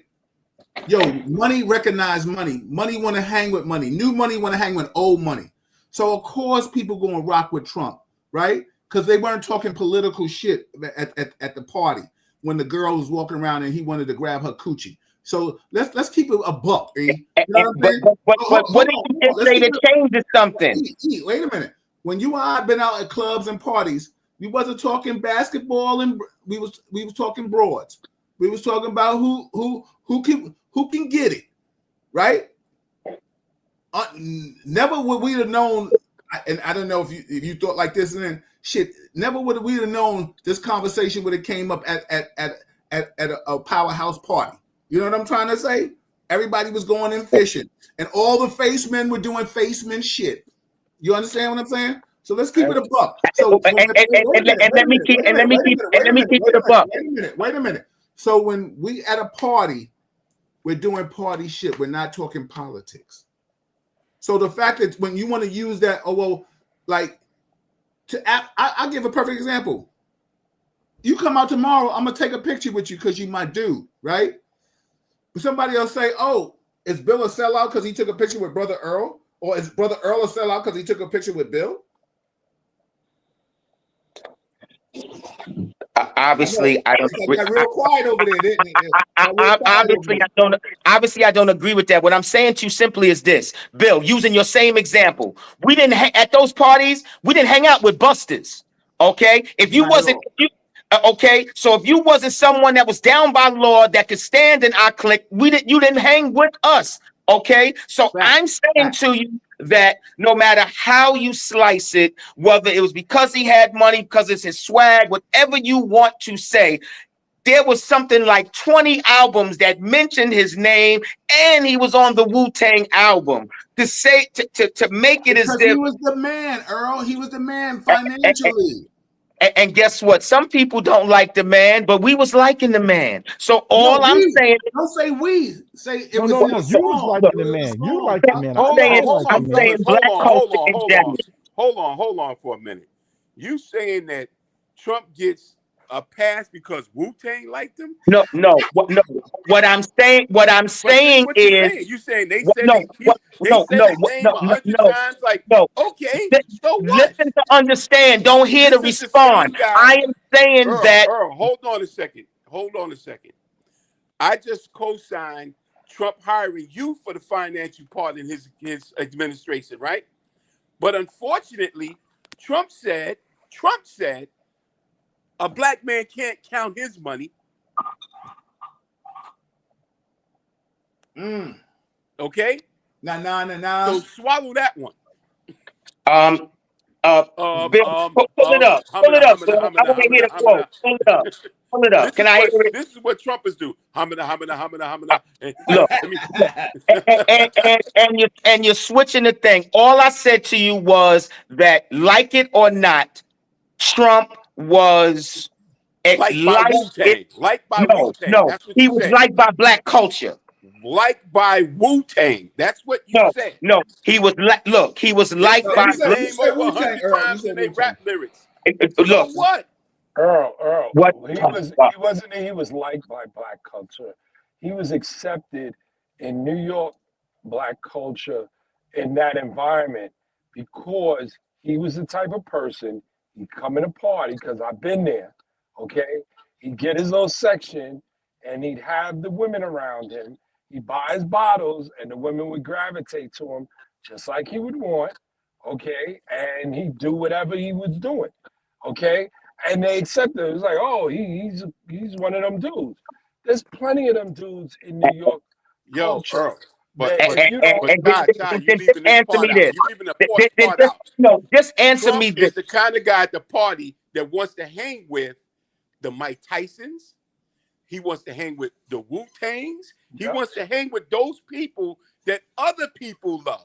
Because they give him credibility. Well, let me tell you something. Credibility. No, let me tell you something. Them credibility. They're giving him credibility. Yes. And they did it on his let me tell you something. So he pops Let's talk bad about Trump to Mike Tyson. See how that goes. He brings Wu-Tang over. He brings all these celebs talk over. bad about Trump to Mike.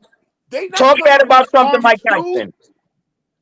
Okay. What does that mean? Man. So what? What it means is that I saw Tyson threaten someone on trying to say some slick shit about Trump to him. So it clearly ain't is the way you're explaining it. Tyson fuck with Trump. He ride with him hard body. Fucks with that nigga. So wait a minute. So yo, if Tyson fuck with Trump so much, why didn't he give him a fucking job? I don't know what.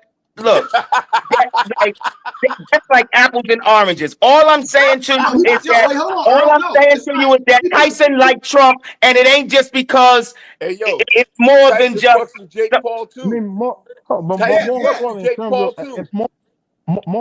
died for him. The consideration that more importantly, based on the fact that he had a large backing from the black community, Hispanic community, how many people of color has he actually put in terms of his cabinet moving forward? Is there anybody of color in that cabinet? There's a few people of color. I mean, but don't get confused. I mean, I could have overlooked it, but I haven't first seen off, one the HUD yet. secretary is black, and if y'all was willing to say Kamala was black, he got 2 or 3 Indians in there, so that counts too. You can't have it both ways. If Kamala is black, them Indians is black too. How about that? I'm just asking, brother. Is anybody of color? So hey, listen, Earl, I give you that. I'm gonna give you that one. Yeah, we all give you that. Yo, I'll give you that one. Yo, like my man Malcolm, my man Malcolm Vieira said, he said, Earl, you're wrong. PR were totally offended. PR had 0 garbage issues. Facts and minimum PR support Trump. The issues, the island, 99% hates Trump. Facts. Let me just read some more. Shout out to Alonzo Moreland. He's in the building. He said, more than one point can be right. Easy. You can come on the show. You can come back on the show too. I don't know what you're talking about right there. You know what I'm saying? Lonzo, good dude. Yeah, we all. That's what Trump said. Like yeah, exactly. When those guys ran over the woman in the car and shit, he said, "Oh, There was good people on both sides. My man Darren Joseph said Earl is proof that Harriet Tubman could not free everyone. let me say this to you. Let me say this in regards to the point that Earl was trying to make. Respectfully, Darren, when I was in Rikers helping those people, I didn't see you nowhere around. So I mean, I may have not been saved by Harriet, but I was damn near acting like Harriet, trying to save brothers. So I'll take that. How about that? Okay. Let me say this in regards to the individuals. Go ahead, Ty. Go ahead, Ty. The individuals you were referring to, listen, they gave Trump credibility within their community by hanging out with them. But they're looking at Trump like this, like, oh, I could do business with him. Oh, he can help me on this level if I'm trying to do this. And that's how a lot of individuals, and I've heard individuals talk like that. And I'm not going to mention names, but individuals I know who in our community who, yeah, they may fuck with Trump, but they looking at him like, yo, if I get he can help build my platform in business. Or I can use him to help build this. And Trump was looking at them like, yo, I get credibility within their community. That's all it was, bro. One hand washes the other. It don't mean, wait. Let me say this point. It don't mean that they like him. It don't mean that they fuck with him. It don't mean that they necessarily feel he's the best person to be running this country. It's just using an individual or individual's platform to better their platform. And that's all that was about, okay? Just tell me, was Trump liking black people when he gave Jesse Jackson money to run for president? Was he liking black people when he sent his private jet to get Nelson Mandela out of South Africa? Was he liking black people when he went to court and stood side by side with Michael Jackson when they was trying to frame him on that? I mean, there are a number of instances. Was he liking black people when he turned around and said, you should execute the Central Park Five? May I respond to that? Because me and Paul talked about this. Look, let's be very clear. I know you guys are police officers, but let's take it from the top. In 1989, I was 25, and I wouldn't be caught dead in Central Park at night. Central Park wasn't a park. It was somewhere between a zoo and a jungle. Okay. Hold up. Let me finish. Let me finish. What we didn't know was that those police was corrupt and prevented them from getting representation and speaking with their parents. Trump, all he did was went on their confession. We didn't know that they were being done dirty. No one knew. Earl, after they got exonerated, he still said that he thinks they're guilty. Earl, even the cops, I heard him say something different. Listen, even the cops. Well, you know what? Go ask Yusef Salaam. Go ask Yusef Salaam. I don't have a problem. I don't have a problem with that. I'm saying to you, the closest I came to Central Park at night was having a party and tavern on the Green. Central Park was wild as hell in the 80s. And yeah, but you saying that like they were down there. They were down there. Wild as hell. Any park at night is wild as hell. Look, what I'm trying to say to you is this. To this day, so Corey Wise was down there. Even the cops and they were all down there. Hold up, Corey Wise was not down there. They handled that case still. So how did he get arrested with them?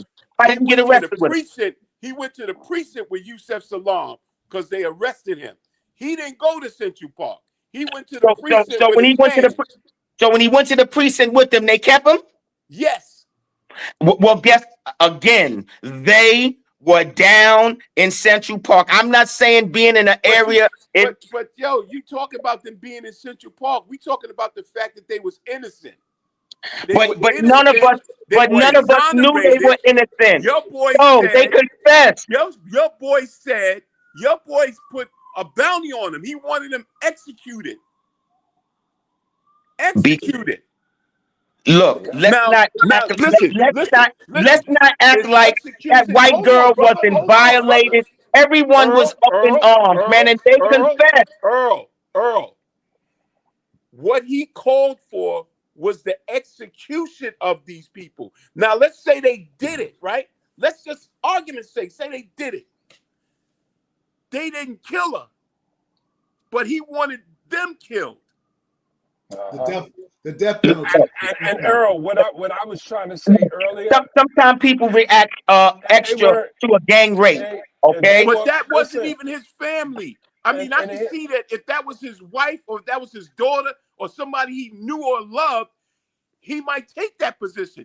This was just a white woman that millions of black men got lynched because of a white woman. Yep. And he was supporting that narrative. So Earl, are you going to tell me Emmett Till was at fault too? I mean, let's keep it obviously a false equivocation that I am not supporting. I am simply saying that all the information that we had at a certain point was a group of black boys was wilding. Okay, that's the way they put it in the paper. Was wilding in Central Park, and they gang raped and brutally assaulted a white woman. The whole country was up in arms about it. Earl, obviously that could have been you. That could have been me. That could have been any one of us that got caught up in that mess. And at the end of the day, right? Any one of us could have got caught up in that because of the way this society is. Now, but what you're telling me is that if that was you and you got exonerated, you would be voting for Trump? What I said is, I'm asking you a straight question. No, because even these fake bullshit ass questions. The point is this. The point is this. Tell them why you mad, son. Tell them why you mad. At the time he made that statement, they confessed. They said we did it. We didn't know that the cops did them dirty. We didn't know. That's not what I asked you. Wow. I asked you. The fact is that could have happened to either one of us, any one of us. And if that was you that happened to, right? Fake, all that fake shit about how they pressured them to say they did it, right? That could have happened to any one of you, any one of us. And I'm saying to you, if it had happened to you, you would come out of jail and vote for him? I don't think I would have voted for him. The problem I had with their conversation was they didn't mention the DA that did them dirty at the convention. Earl, I felt that they should have spoke about her too. If that was you, say that louder. Said you should be killed. Trump, forget the DA. Trump said Earl should be killed for doing something that Earl didn't do. But no one knew they didn't do it. But no one telling me. Oh my God. Yo, hindsight is 2020. You would be drinking his Kool-Aid like you drinking it now. No. What I'm saying is at the time that he said it, we were misinformed. Okay, if those it was Earl that they misinformed on, and Earl did time, and Donald Trump said kill Earl. Earl gets exonerated. Earl comes home, and he still says Earl did it. You're putting words in my mouth. The point is you're talking hypotheticals. The point is at the time that he said what he said, they had fucking admitted to doing it. So damn, what the fuck are we talking about? That's what you're telling me. Look, if you said you killed 3 grandmamas, I'd say you should be hung too. You would still swing on that Kool-Aid. Wow, that's I'm drinking through tears. Bill, you need to bottle that up and sell it in the club. Hey, yo, everybody, this is Real Talk Chronicles. Hold on, Earl, hold on. This is Real Talk Chronicles. I'm your host, Bill Forster, with my co-host, Richard Williams, Chuck Richards, Ty Butler, and Earl Majette is chiming in. Kevin, we miss you. And shout out to anybody else. Everybody, listen, you're always more than welcome going forward to join this podcast. All you got to do is holler. We want to support, so all you got to do is go to my page, wherever you're watching that, and share it to your page to let people know this is how we converse with each other. Yo, my sister got a question for you, Earl. She says, I have a question for Earl. Why did you vote for Trump? Why do you so strongly believe he should be the face of our country? And then I'm gonna go on to other shit. I think the Democratic Party has abandoning us. They were used to represent the working class. They do not anymore. They have gone completely left, woke, and foolishness. So I felt like in the bizarro turn of events, the Republican Party espouses more values of common man working values than the Democrats do at this time. Okay, I think they gone too far left. Let me I ask do. you, James said he blew an $8 trillion hole in the deficit last time, and it's going to add another 8 trillion more with his promise to do it again. His taxes and tariffs will doom the middle class, all of us. How do you feel about that, Earl? If you've been following the news, he's going to use tariffs, but right now he's really using them as a negotiating ploy. If you've noticed that he's not even president yet, and somehow or another, the Mexican new president and Trudeau from Canada done came to Mar-a-Lago, kissed the ring, and Now, they working. they told him they ain't feeling it. They ain't feeling his energy. Then you missed it. Then you missed the latest broadcast because Trudeau was right there at Mar-a-Lago at the dinner table, and they had worked through whatever they had to work through. Even the Mexican president, she said she's gonna close the border. Stop it, man. Okay, stop it. He's making moves and making changes, and he ain't even took the oath yet. Stop. Matter of fact, Hold on, my man. he Let me joked read some with comments. Trudeau. He Hold joked on, with man. Trudeau and said I'm maybe reading we could comments, be the Rich. 51st state. Hold on, Earl. Earl. I'm reading some comments, and I'm gonna bring y'all all in. A man says I have an economic degree from Fordham, and Trump is clueless about economic policy. My brother Malcolm says facts for Earl. 5.9 Puerto Ricans in the U.S. Trump majority Latino in Miami, which is 99% Cuban. Alonzo said he said I think we should understand that regardless of who is in the Oval Office, our people must really learn to work together. You are coming in real soft. Why don't you give us an icebreaker? You know what I'm saying? Invest in our. Let me put my glasses on, unless y'all want to read somebody else. Invest in ourselves and neighbors and build economically. This means investing in useful education, which he's trying to get rid of. Buck, business, building. He's not letting us at the table. So I'm trying to find out. I know what you're saying, but I'm just trying to. I'm putting darts. I'm putting arrows right through your shit because he's changing the whole education aspect.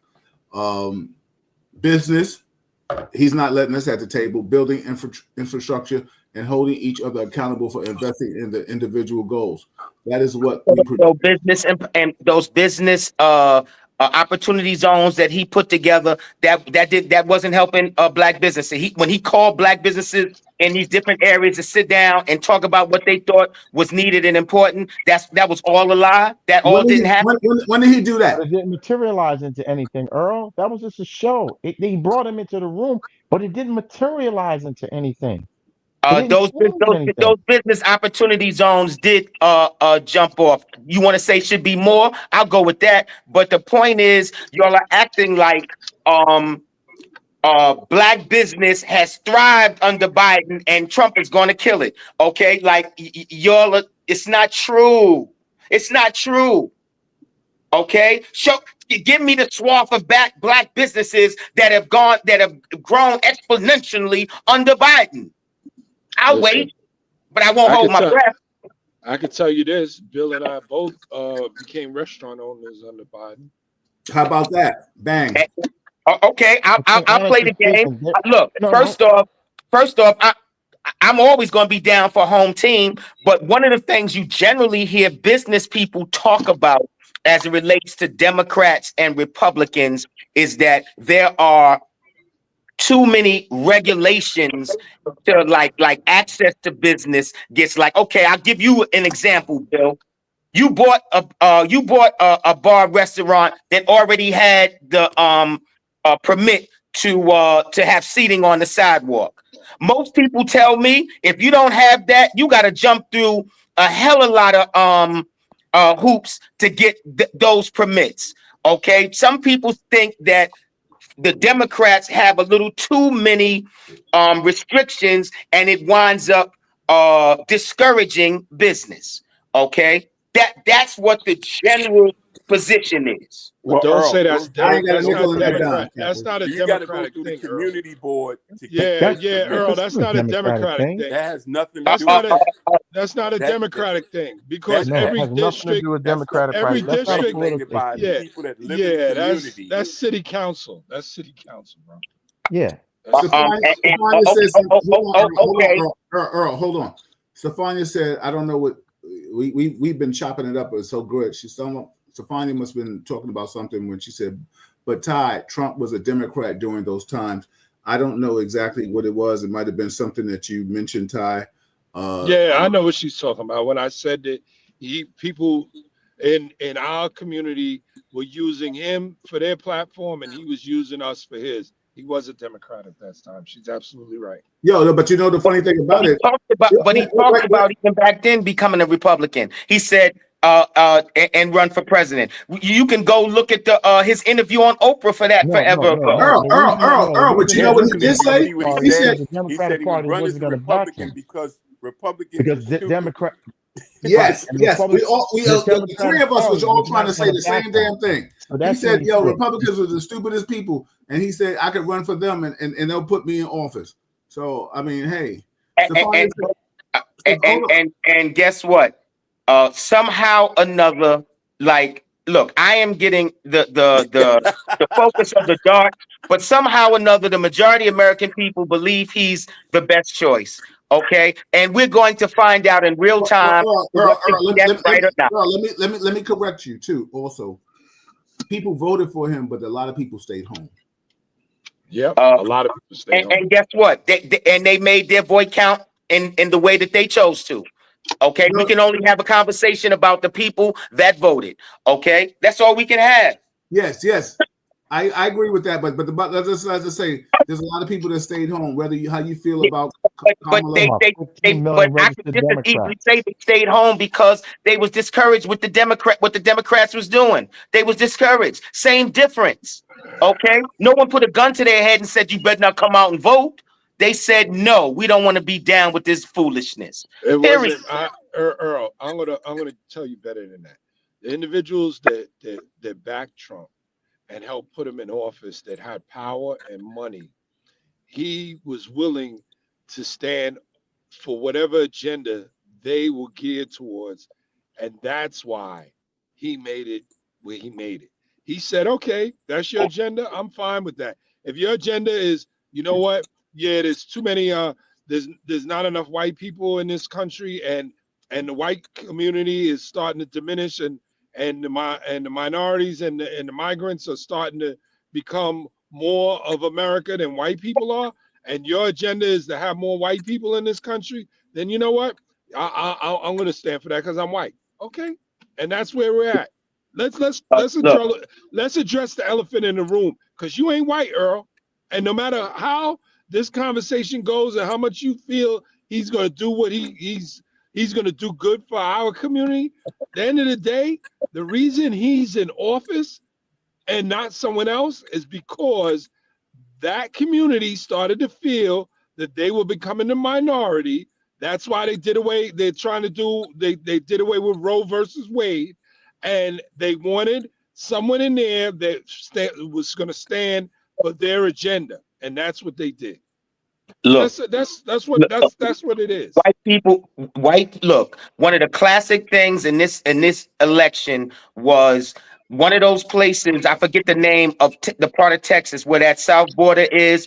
This whole county, this whole region has been staunchly Democrat their damn near their entire existence. This is the first election they voted Republican because they were living with that migrant catastrophe day in and day out. And so are we.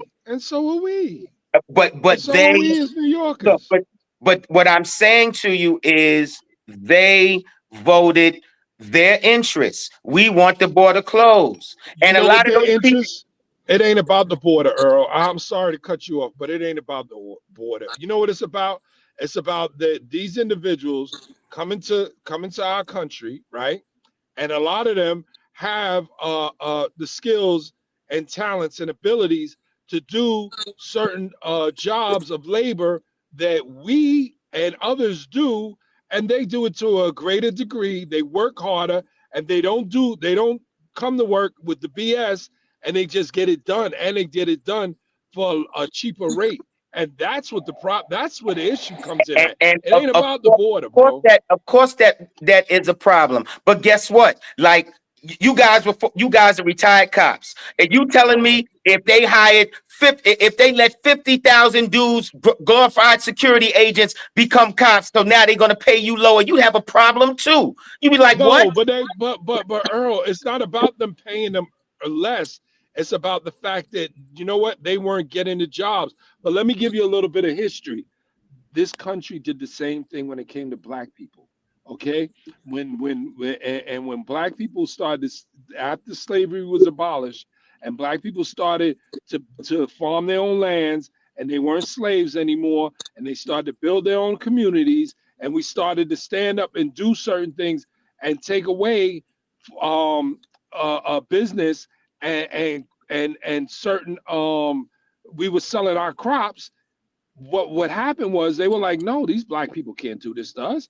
They were our slaves. They're less of a human being. You know what we're gonna do?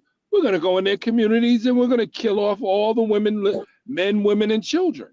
Okay, and that's what they did. And you're very right. And guess who those people were? They were Dixiecrats.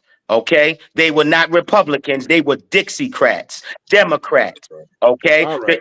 it was a It Democrat. wasn't about. It wasn't about a listen, political let party. me interject. Let me It interject wasn't for a about a second. political party, bro. Time out. To Earl's Time out. Let me point. interject for a second. I Earl gotta gonna say make us this to all have a Earl's drink point. tonight. Bill, to Earl's point, you said they were Dixiecrats, right? Yes. When Lincoln was killed, his vice president took over and reversed all his policies. Yes, he did. Okay. Yes, he did. Yes, he did. And So, and so let's what? stop And it right there. but Earl. who? Stop it But right who there. were the slave owners in the South? They were Democrats. Okay. Hey, All yo, the white you men, know what? all the white no, You know all what? the white men that had You know what money else is could true? You know afford, what else they is could true? afford slaves, had slaves, bro. Hey, listen. You The All know of what them, else is the true? people. even in the North, Earl, you know what even else in the is true? North. Earl, you know what else is true? There were some slaves that fought with the South too. Yes, Yes, they I were. know that. I know that. Okay. I know that. So they fought for their Very much religions. so. They felt like life was better with the master than being free. He's trying to make a point, Earl. You wake I up. I know So where he's today going. Look, black ain't folks. much change when it comes to that. You know, a lot of us feel like we better off with the master than we are living free. Or being on our own, or making for Black, our. black folk are the greatest experiment this country has ever seen. We have And they bought into the continue, system in a way and that they no one else continue to has. be, and they continue to be the experiment. Just now, you want to deflect to the immigrants or migration of Mexicans, which honestly they're really not the issue because when in fact when we all go to a restaurant, matter of fact, let's even it's the top 5%, right? The rich, right? In terms of the impact that let's say immigrants have directly on their lives, is zero. You know why? Zero. Because zero. You know why? Because the people that are top 5% who are making all the money, they're not going to the grocery store looking at freaking prices of how much eggs are. They're not cooking their own goddamn food. They're not cleaning their own bathrooms. They're not even serving themselves. They're not even looking after their own goddamn kids. You know who's watching their kids? The Immigrants. migrants. Yep.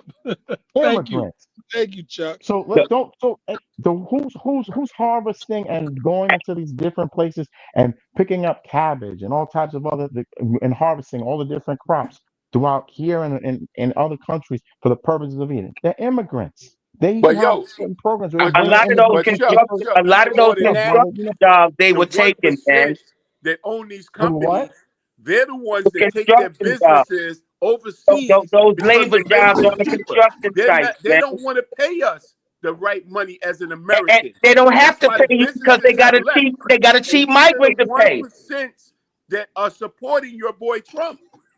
And all you guys that think you're going to be one of the 1%, that's in the Kool-Aid. The Kool-Aid says And the drink other, this, you'll be one of the 1%. and then you have Look, the migrants. So if they're on the books, and they're getting a paycheck, guess they're what? not They on the start books. collecting. They're not on the No, book. no. Listen to me. A lot of them There are are. A certain lot of migrants them that are. are in this How are you country on the books that are. without a social Let The security me one, let number? me finish, the Earl. There ones, are so the many, ones who are so many citizens migrants are. are on the books that, but because of the fact they're not citizens, they're not able to collect Social Security, but they contribute to To the Social taxes. Security. Yes, they So Yes, do. they here it do. is. We're They getting money pay that I'm taxes. going to be getting at some point when I'm 62, 63, thanks to the immigrants who, guess what, can't collect Social Security, but they contribute to the economy of this country and they pay into Social Security. Yes, they So do. You But my you yo, point cannot is that get a job on the books if you Earl, don't have a social Earl, security number. Earl, that Earl, is Earl. Earl, you're Just for wrong, That's Earl. argument's sake. BS. Earl, just Earl, for that's argument's sake. BS. Just for That's argument's sake, BS, I had Earl. a Earl. No. job. Earl, hold I on, had a brother. Hold job as a on. youngster when I didn't have a social security number, and I paid FICA. I paid into Social Security. I'm Hey, telling Exactly. you. yo, y'all Uh, missing the point. Y'all missing a big Yes. point. you You guys mean are you, missing you a you big got to point be a when it comes to teenager this. and didn't have a Let social security number? hold on. Time out. Let me just get control. Rich, Go ahead, Rick. I'm and then sorry. Earl Y'all are reply. missing a big point with this. Let's say they working off the books, right? They get that money in cash off the books. What do they do with that money? They go to the store and spend it. There are taxes when you spend your money. That money is going to our economy. What about that money? Because the reason that it How do they doesn't get count as past that? much, How do they get reason past why it the doesn't taxes count as on much that, because Earl? they're taking jobs from Earl, tax-paying that's not what citizens. I asked you. I said when they get their I know check you not. and they I go know to because the you're looking at store half of the and they picture. spend their money, that money is being taxed.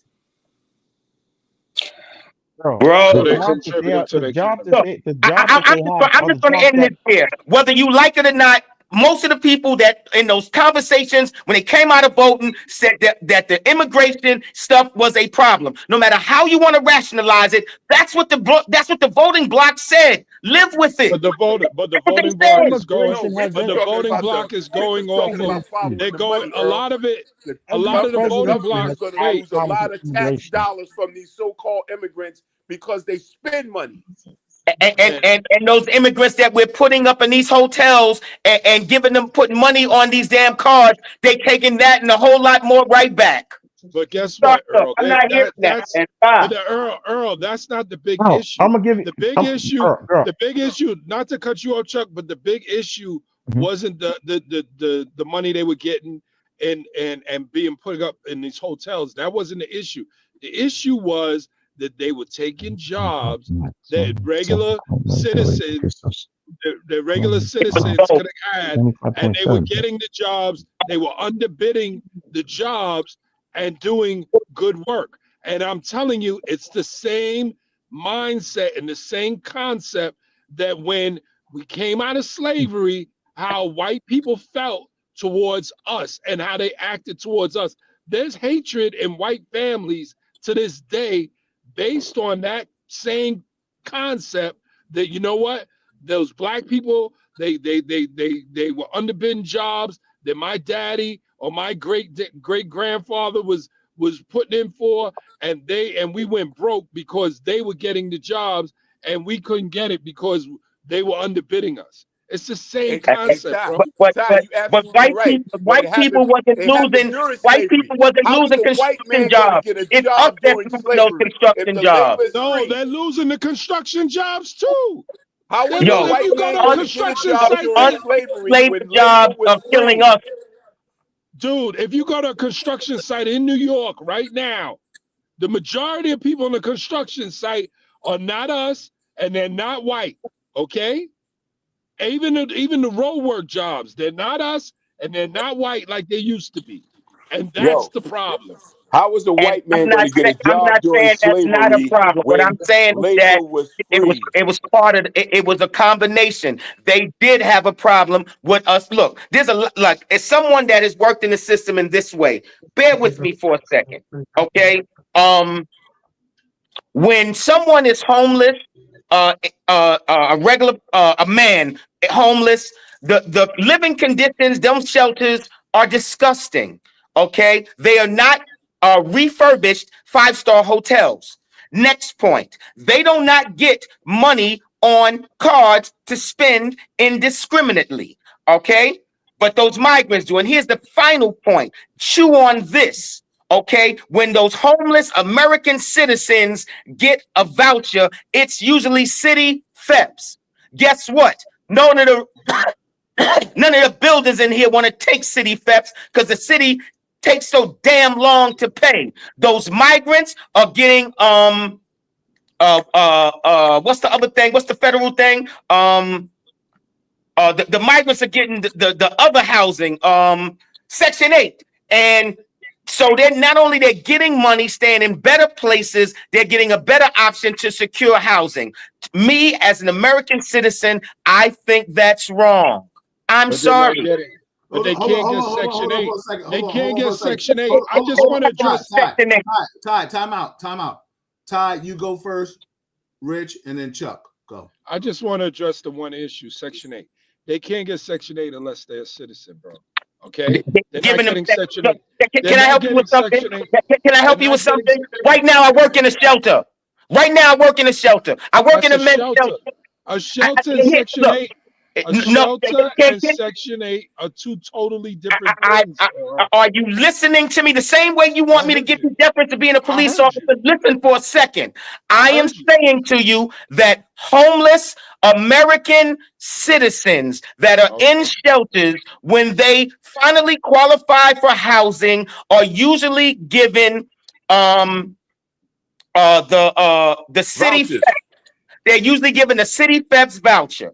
Okay. The problem with a city FEPS voucher is New York City takes so long to pay on those vouchers that building owners don't want to accept them.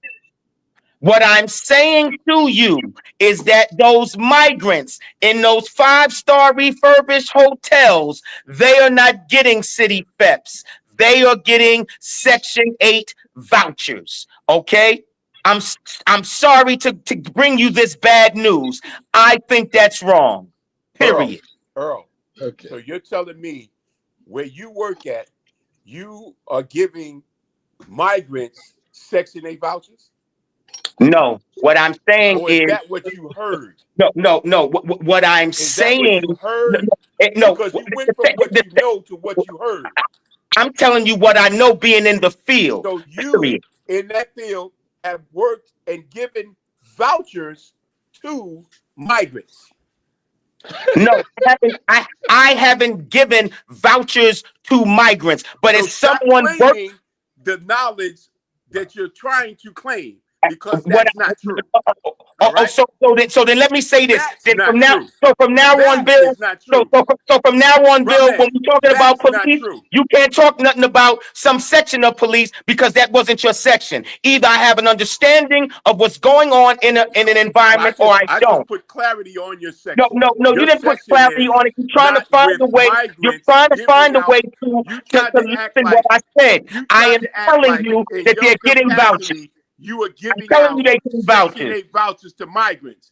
And I just asked you, have you given them out? And you said no. So what you're telling me is you heard they were getting these vouchers. So stop trying to act like what I'm telling you is different. True. Okay? No, it's first off, you seen soon as Trump won, what did Adams do? He stopped giving them the money and you starting to sound like Orange Juice Jones with this. No. Look, I'm not going to joke with you right now. We talking serious. I'm not joking. I'm being straight up. That they're getting I'm vouchers. talking about facts. Now, no, you out your own you mouth, don't know out this. your How own you mouth, talk Earl, you that? said you don't give out Section 8 vouchers to migrants, but you're sitting here saying that you know because you work in a shelter that gives out city Phelps vouchers to citizens.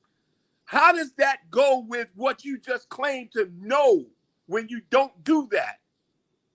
The same way Bill maybe worked in a certain investigation in cops, but knows something about another division.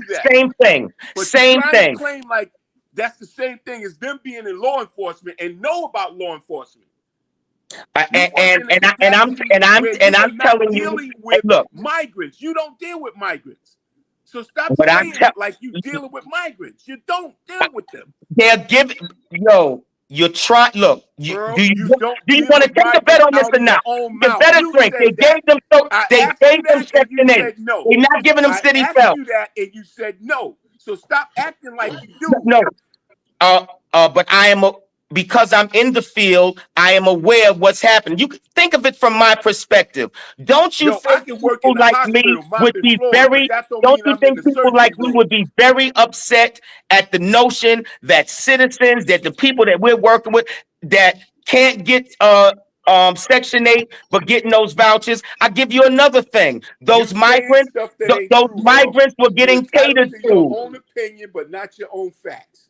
Uh, First off, some of the things that everyone here has talked about is not some things that you actually know. You're not in government. I'm telling you what What's is not in happening government? in that. Look, I'm telling you what's happening. The reason why the American public was outraged about it is because those migrants are getting a lot of money and benefits on the taxpayer's dime, and they are mad about it. How about if we do this?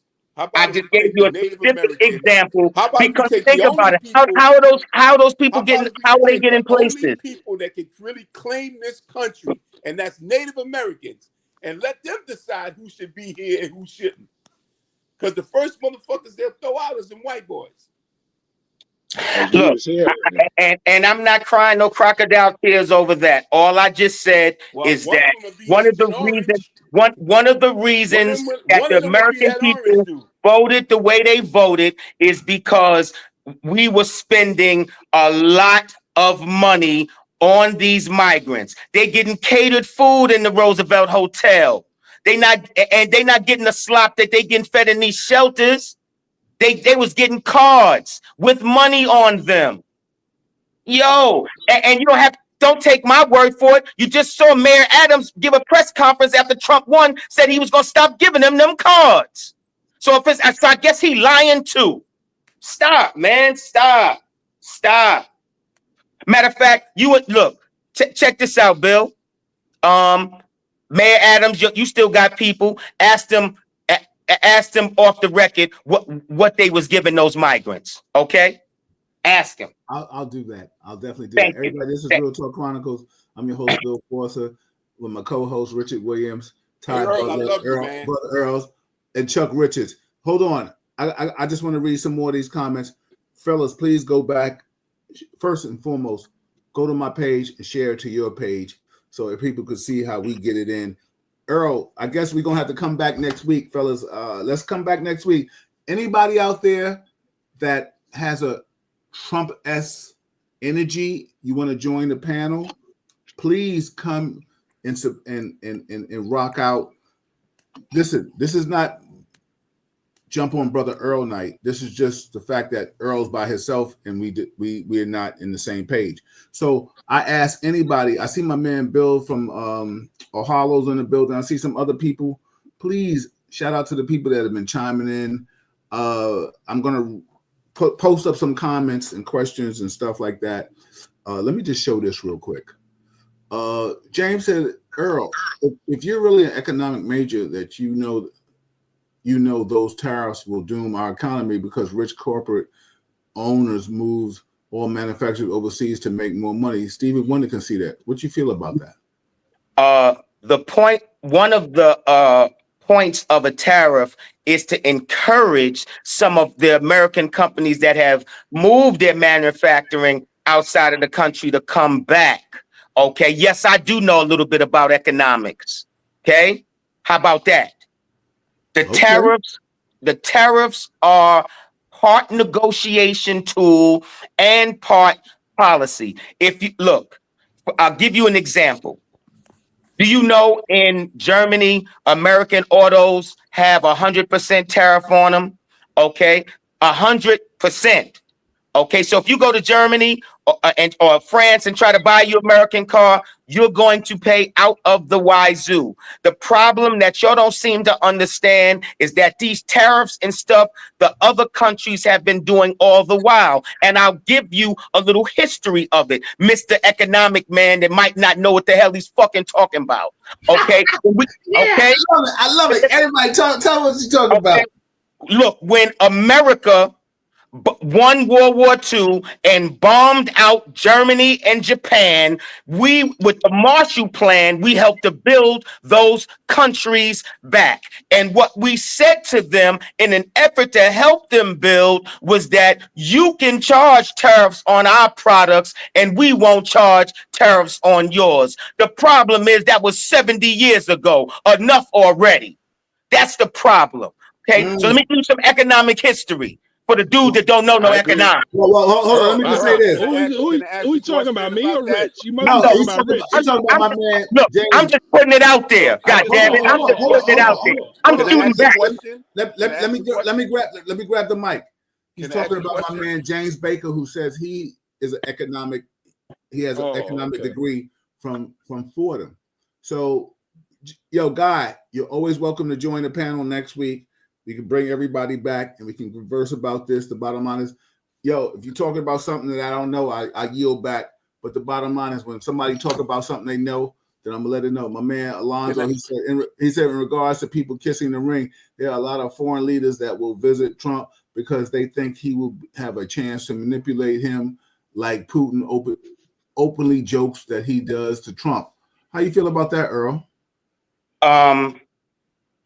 I think politics is certainly a tricky game, and sometimes some people play the fool, but they not the fool, and some people really are the fool. The only thing that we can judge are those agreements and what was the net. Did it help or hurt us?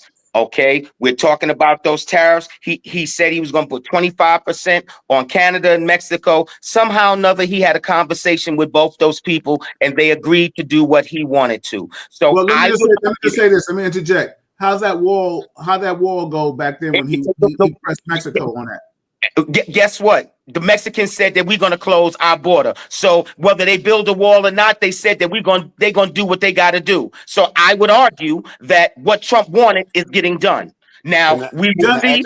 8 years later. Can I ask a question? Look. Well, guess what? Mexico had the door wide open. Is it 8 years later or not? Is it 8 years later or not? No, it's not 8 years later because it's not 8 years later because you're not including that it got extra worse with Biden. Stop, man. Stop. No, Pop. Listen, let me ask you a question. Did the wall get built when he was there? No, yes, but there was less. Okay. But there was less. No. There is a conversation after that. It was less migrants coming in than it is under Biden. I'm not disputing that. But what I'm trying to ask you is, if the wall didn't get built when he said that's what he was going to do, then like Rich has said earlier, alluded to, then there's a lot of juice that has been drank because the bottom line is he had the power and he didn't build the wall. He tried to strong arm. This is what the thing is. You tell somebody, I'm going to do something. I got your back. I got your back if you got problems. But when you call him up, like when you got problems, he don't answer the phone. And then when you get your ass beat, then he sees you. He's like, yo, what happened? Yo, man. Look, only time is going to tell, Bill. All I know is this. Trudeau flew from Canada to Mar-a-Lago to have a conversation about them tariffs, okay? He came to kiss the ring. I don't care how you slice it, all right? Can I ask a question? The Mexican lady, the Mexican president, she said she was going to close the border. Now, if she doesn't, and this, that, and the third, that's another conversation for us to have. All I can say is what has been reported afterwards. All right, hold on, Rich. Let me read this my man James that you guys are going economically at. He said tariffs would only work if there was equal manufacturing here. Without it, we consumers will pay extra for the goods and services we want and need. There's no manufacturing in the U.S. anymore. Your thoughts real quick before I give it to Rich? Because the reason is some of the manufacturing has moved is because of these failed economic policies that American companies thought it was best to to move overseas. As in terms of prices being increased on goods, yes. But what is the point of a tariff? The tariff is trying to induce you to buy American goods. That's why I gave you the example of there being 100% tariff on American automobiles in Germany. You're not going to spend that money on an American automobile in Germany. You're going to get a German car. That's what tariffs do. You try to buy an American car in Japan, good luck with that, homeboy. You're going to pay S-type prices. But Earl, But Can I Earl, ask but a if we have, question can I but make now? one statement? Earl, Can I if we're make a one country that, statement? Let Rich go if we're a first, and then you come country, in, Ty. if Hold we're that a thought, country Ty. that does Hold not, that thought, and Ty. this particular point, does Can I not ask a manufacture question? Hold anything on, within Chuck. the Hold on, United Chuck. States. Let Rich go, and then Ty, and then yourself go. Okay, and this is a question. If a tariff is imposed and goods cost more to come in, who's going to pay more? Is it us? Because that's all they're going to do is impose that tariff on the consumer. So we are going to feel the tariff, not the people that's sending it over. May I answer? Yes, Sure. sir. The point is the tariff is to induce you, the consumer, to buy American products. But if That's we the don't make point. the product, how are we going to buy Okay, it? My point. If we don't manufacture anything, it doesn't how the matter. hell are we going to And buy? and if you've been paying attention, there's been already a few manufacturers that said with those tariffs, we rather come back and build in America. Who said Thank that? Okay, Who okay, said but that? can I say Go one ahead, thing? you. go ahead, Ty. Ty, you take over. Go ahead. Because you spoke about cars, right? Now, when you go over to Europe, the main cars they driving are European cars. When you go over to Asia, the main cars they're driving are cars from Asia, right? When you here, the main cars that you see on the road here are American cars. So, in regards to cars, I don't see how that is going to make any difference because you still pay more here for a European car. You pay a little less for a Asian made car, and you pay less for American made car. Where's the difference? Where's May I that going to answer? change? May I Yes. answer? Yes, sir. The difference is foreign automakers have much more of a market share of in the US market than the US has in their market. And one of the reasons behind us being woefully behind in market share in their country is those tariffs make our cars economically unaffordable to the citizens of those other countries. Okay, but I'm still saying that when you go to either one of the countries I mentioned, any one of the continents that I mentioned, right? If you're in North America, the majority of the cars you see That's not driven true. here. That's not true. I think Listen. Toyota's, I think, the most bought car in America. I don't think That's Toyota not a makes man. Ford. That's but I don't. that's I not. don't. I don't. That's. I don't. What were you gonna say, Chuck? Go ahead, Chuck. Go ahead, Chuck. I was only going to say once again, that's not an American-made car. The Exactly. It's Americans, And, for just some Asian. reason, hold up, hold up. that's my Americans point. feel that Like, Hold on, in, Earl. in Let Chuck terms of talk. Hold on, Earl. in Go ahead. terms Let of Chuck. a product which is reliable, which they feel is economically sound, and they know that's durable and it's long lasting. I'm sorry, we as Americans do not build anything. We don't build anything that's lasting. We don't build anything that's strong. Everything that we usually purchase that's of value, that's reliable, and it's consistent, and unfortunately, it's a foreign product. So unless the Yes, it United is. States is going to make a flip within the next 4 years, because unless they're going to make a flip in the next 4 years and show that the productivity of the United States can be back in a position of strength, where at one point, yeah, we were a manufacturing country, right? Steel, the whole 9 yards. We were like the top of the game. We are not the top of the game. We don't create or make anything. So if you're saying within the next 4 years that the United States is going to make a flip and start to produce products and services that are going to be dominant over, let's say, China, right? Because if we buy a laptop, if we buy a computer, if we buy a car, it's always all foreign. So unless that happens, I don't see that happening in the next 4 years. I don't. I really don't. And I don't think it's ever going to happen unless, once again, if you're going to push those companies to come back to the United States, because guess what? You want to impose and start to remanufacture or put the United States back on the map. Those businesses are going to fight you because they know, economically speaking, they don't need to spend the amount of labor and pay the amount of people here in order to make which is an inferior product in another country when they can do it there and make more and get more for their bang for their buck there in terms of labor and saving on taxes. But if the tariffs increase like, let me give it to you in real terms. Would you pay $60,000 for a Toyota Corolla? Yeah, We wouldn't have to pay not a $60,000 for a Corolla, total car. but Not a Thank you. Corolla. Stop right there. Stop right there. What the tariffs do is make you make a money decision. Like, would you buy an American car for 35,000 or would you buy a Toyota for 60? but Okay. it's It not. makes If that's my But that's not the availability, difference. That's not a yeah, real difference, I, Earl. I sat 35,000 to just sat 60,000. here and told you that there are 100% tariffs on auto cars, on American cars sold in Germany. 100% means the price is doubled. That's 100% tariff.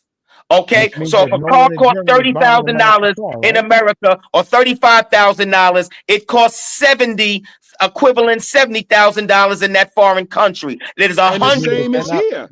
Which No, means And it's they're this, not not. buying that car, Look, you just heard right? Trump say he was going to increase it to 25%. There's no 100% tariff here. okay, but Okay? what I'm saying is what you pay for, let's use Mercedes. What you pay for Mercedes here is not what you pay for Mercedes in Germany. Okay? Dog, And they are just to go to making Mercedes in the United States now. You thank know you. that, right? And the same thing with Land Rover. Land Rover, which is also a European made car, guess who took over and started making Land Rover? Ford. Okay. So listen, that car thing, that analogy with the cars, it's not gonna fly, man. I hear you. I hear you talking, and we will just see. I said what I said. That It the ain't gonna fly, truth man. of the matter is this: for the last 70 years, America essentially has been in unfair trade agreements with foreign countries, specifically China and Japan. Specifically, Trump is saying we got to make this crap more fair again. That is the argument. Y'all can sit here and opine all you want. That's what's on the table. And whether he's using tariffs to help the negotiations along or imposing tariffs because the negotiations ain't going nowhere, that's part of the equation because we don't put 100% tariffs on those foreign products like they do ours. And what I said to you is this started at the end of World War II, the Marshall Plan. Look up the Marshall Plan when we were rebuilding Germany, when we were rebuilding Japan after we kicked their tail. Part of it was establishing this unfair trade agreement to help them get on their feet. Trump is saying, yo, it's been too long, man. You're actually running past us now. We're going to have to make this a little more fair. And that's where we at. Hey, listen, man, I'm gonna have to get off this call, man, because I just gave Trump 2 hours and change in my head for free. So Well, hold on, Rich. Before we get off here, hold on, Rich. Before we get off, everybody, this is Real Talk Chronicles. I ask anybody that's a Trumper, and I say that respectfully, that you want to come on and converse with us about the policies and stuff because we haven't even got into the cabinet. Please come on next week if everybody's free. We can come back. We can do this again. Kev, we miss you. Come back. But listen, anybody out here that kind of agrees with Earl, then cool. I employ all of you to go back into the podcast and look at the conversations in the comments, and maybe you can reply to them individually or personally. Because like we got Dave, he said DEI is about to wash down the toilet, which will affect us now and future generations of Black people. Alonzo says, and I just want, this is people are chiming in, yo. I just want y'all to know that the passage to getting business licenses of states and cities responsibilities is not the federal government. You can't blame that on the federal government. My man Gary says, he said, Earl, you just like being the contrarian. Man, stop chasing side, homie. These folks, Trump including, are mostly qualified and have an agenda that is wrong and harmful. Stop defending their BS. So what I'm trying to say is that there's so many comments and questions. That there's Davina, my sister. She said I work for. She said, what did she say? She said, I work for a workers' compensation insurance company, and thousands of small business owners went under during the Trump administration due to the pandemic. See, that's facts, Earl. I mean, I don't know what you say about that. Obviously, the pandemic is a mix of different things. Okay, it's a mix of different things. She didn't say it was because of the pandemic, though. You put the pandemic in there. She said due to the pandemic, Trump didn't want to shut down. She said during. She said administration due to the pandemic. That's what I read. Yes. That's what I read. Yes. Thank you. Yes. Facts. Jane said we already know he's not. We seen this movie before. All right. So listen. What I'm going to say is, yo, Baker, if you want to come, okay. He always says, I can agree with it. Democrats take black supporters for granted. However, black maggots fail to realize this election was about maintaining power and not economics. They're afraid of the browsing of U.S. government. Yo, Bake, if you're free next week, Wednesday, come on. You and Earl can economically have a conversation about this shit. She said the border couldn't have been closed, but Trump told them not to vote. Exactly. While he wasn't in office, y'all give Trump a lot of credit, man. Yo, he must be God. I mean, while not in office, you give him a lot of credit. You put his ass back in there. But you're saying that Trump is to blame for a bill not passing when he wasn't even in office. Absolutely. The Democrats actually were in control of the House. Absolutely. And there's proof. And there's proof. You can't have it both ways. There is proof to that. No, they're kissing his ring now. They're kissing his ring now because they didn't think he was able to get back. Is he in office?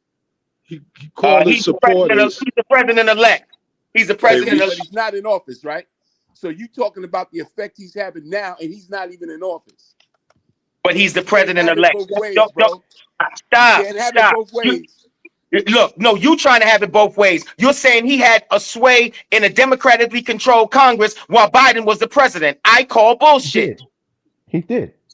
But he does have control in a democratically held position now. But he does have control now, and he's not president. When he comes into office, he is going to have a Republican control, a barely control in the Senate. No, and said right now, Earl, they couldn't get the bill. Earl, they couldn't. These people are coming kissing his ring. Listen, they couldn't get that bill passed for the border because of the Republican congressman they had that he had control over, or he had influence over, and he told them, do not vote on it until I get it. He knows that. Come on, man. He knows that.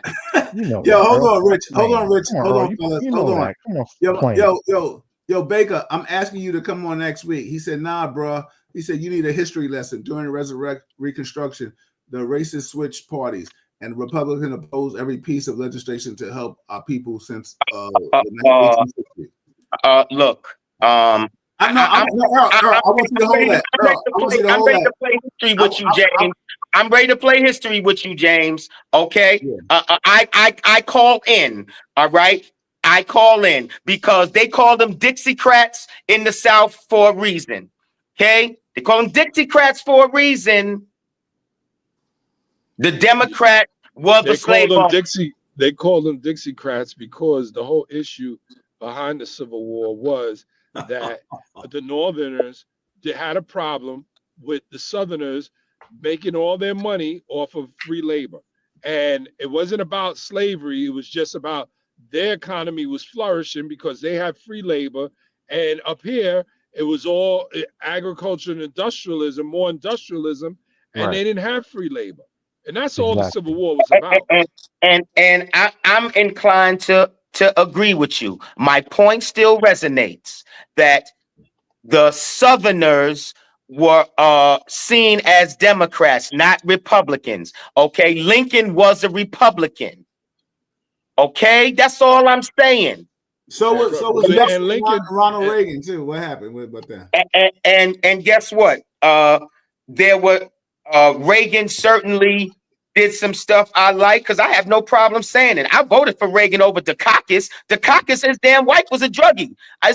She tried to commit suicide. I can't vote for you to run the country when you can't run your own house. Well, you were too young, but you couldn't vote for Nixon. So no, I couldn't have voted for Nixon. No, but I was old enough to vote for Reagan. Okay. All right, everybody. This is but I voted for Clinton and I voted for Obama. But Obama that was a debate and switch. He didn't do nothing for us. But y'all don't want to hear that. Did he do anything for people in general? We ain't talking about people. We talking about black people. Well, wait a minute. Obamacare. And thank you for saying it. Talk about walking into my mind trap. Guess who had the policy? Who created the policy? Opinion to create Obamacare. The same Heritage Foundation you're throwing under the bus. They didn't call it Obamacare, but they are the crafters of that. Are you really trying to pass that on to the Republicans? Yes, he is. Yes, he is. But I said what I said. Your passes went out of bounds. To tear it down. Yeah, your passes went out of bounds. Look, let's start from the beginning. Let's start from the beginning and build out. Hold on, everybody. This is real. My man Bill, he said he might have to come on next week and support you, Earl, and back you up. Listen, we can pick this up next week. We're going in 2 hours and a half. Yeah, Earl, I appreciate your disposition, and I know you have more to say. I apologize for stopping you, because if I don't stop you, we'll go to 3 hours and 4 hours. I know that. No. So because we're all passionate about how we feel. I employ all of you to go back to the podcast and look at the comments and the questions, and reply. I ask you all to go to your Facebook pages. Come to my Facebook page, and under this podcast, when it says share it to your page so everybody can see it. Let's give all some positive affirmation. Let's come back next week if everybody's available. Chuck, it's good to have you back. Kevin, where are you? Stop riding in the group chat. Todd, give us some positive affirmation.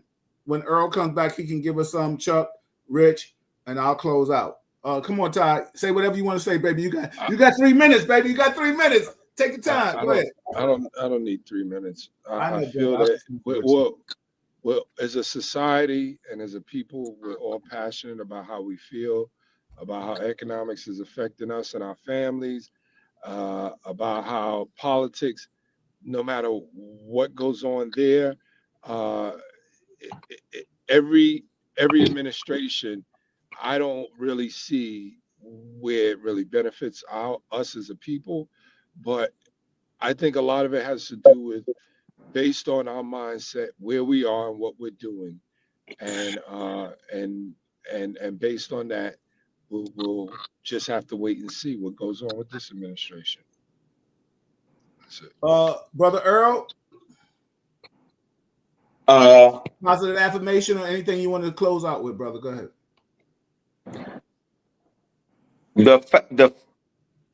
The core of freedom of speech in the First Amendment is so that our ideas can engage in deadly combat so our bodies do not have to.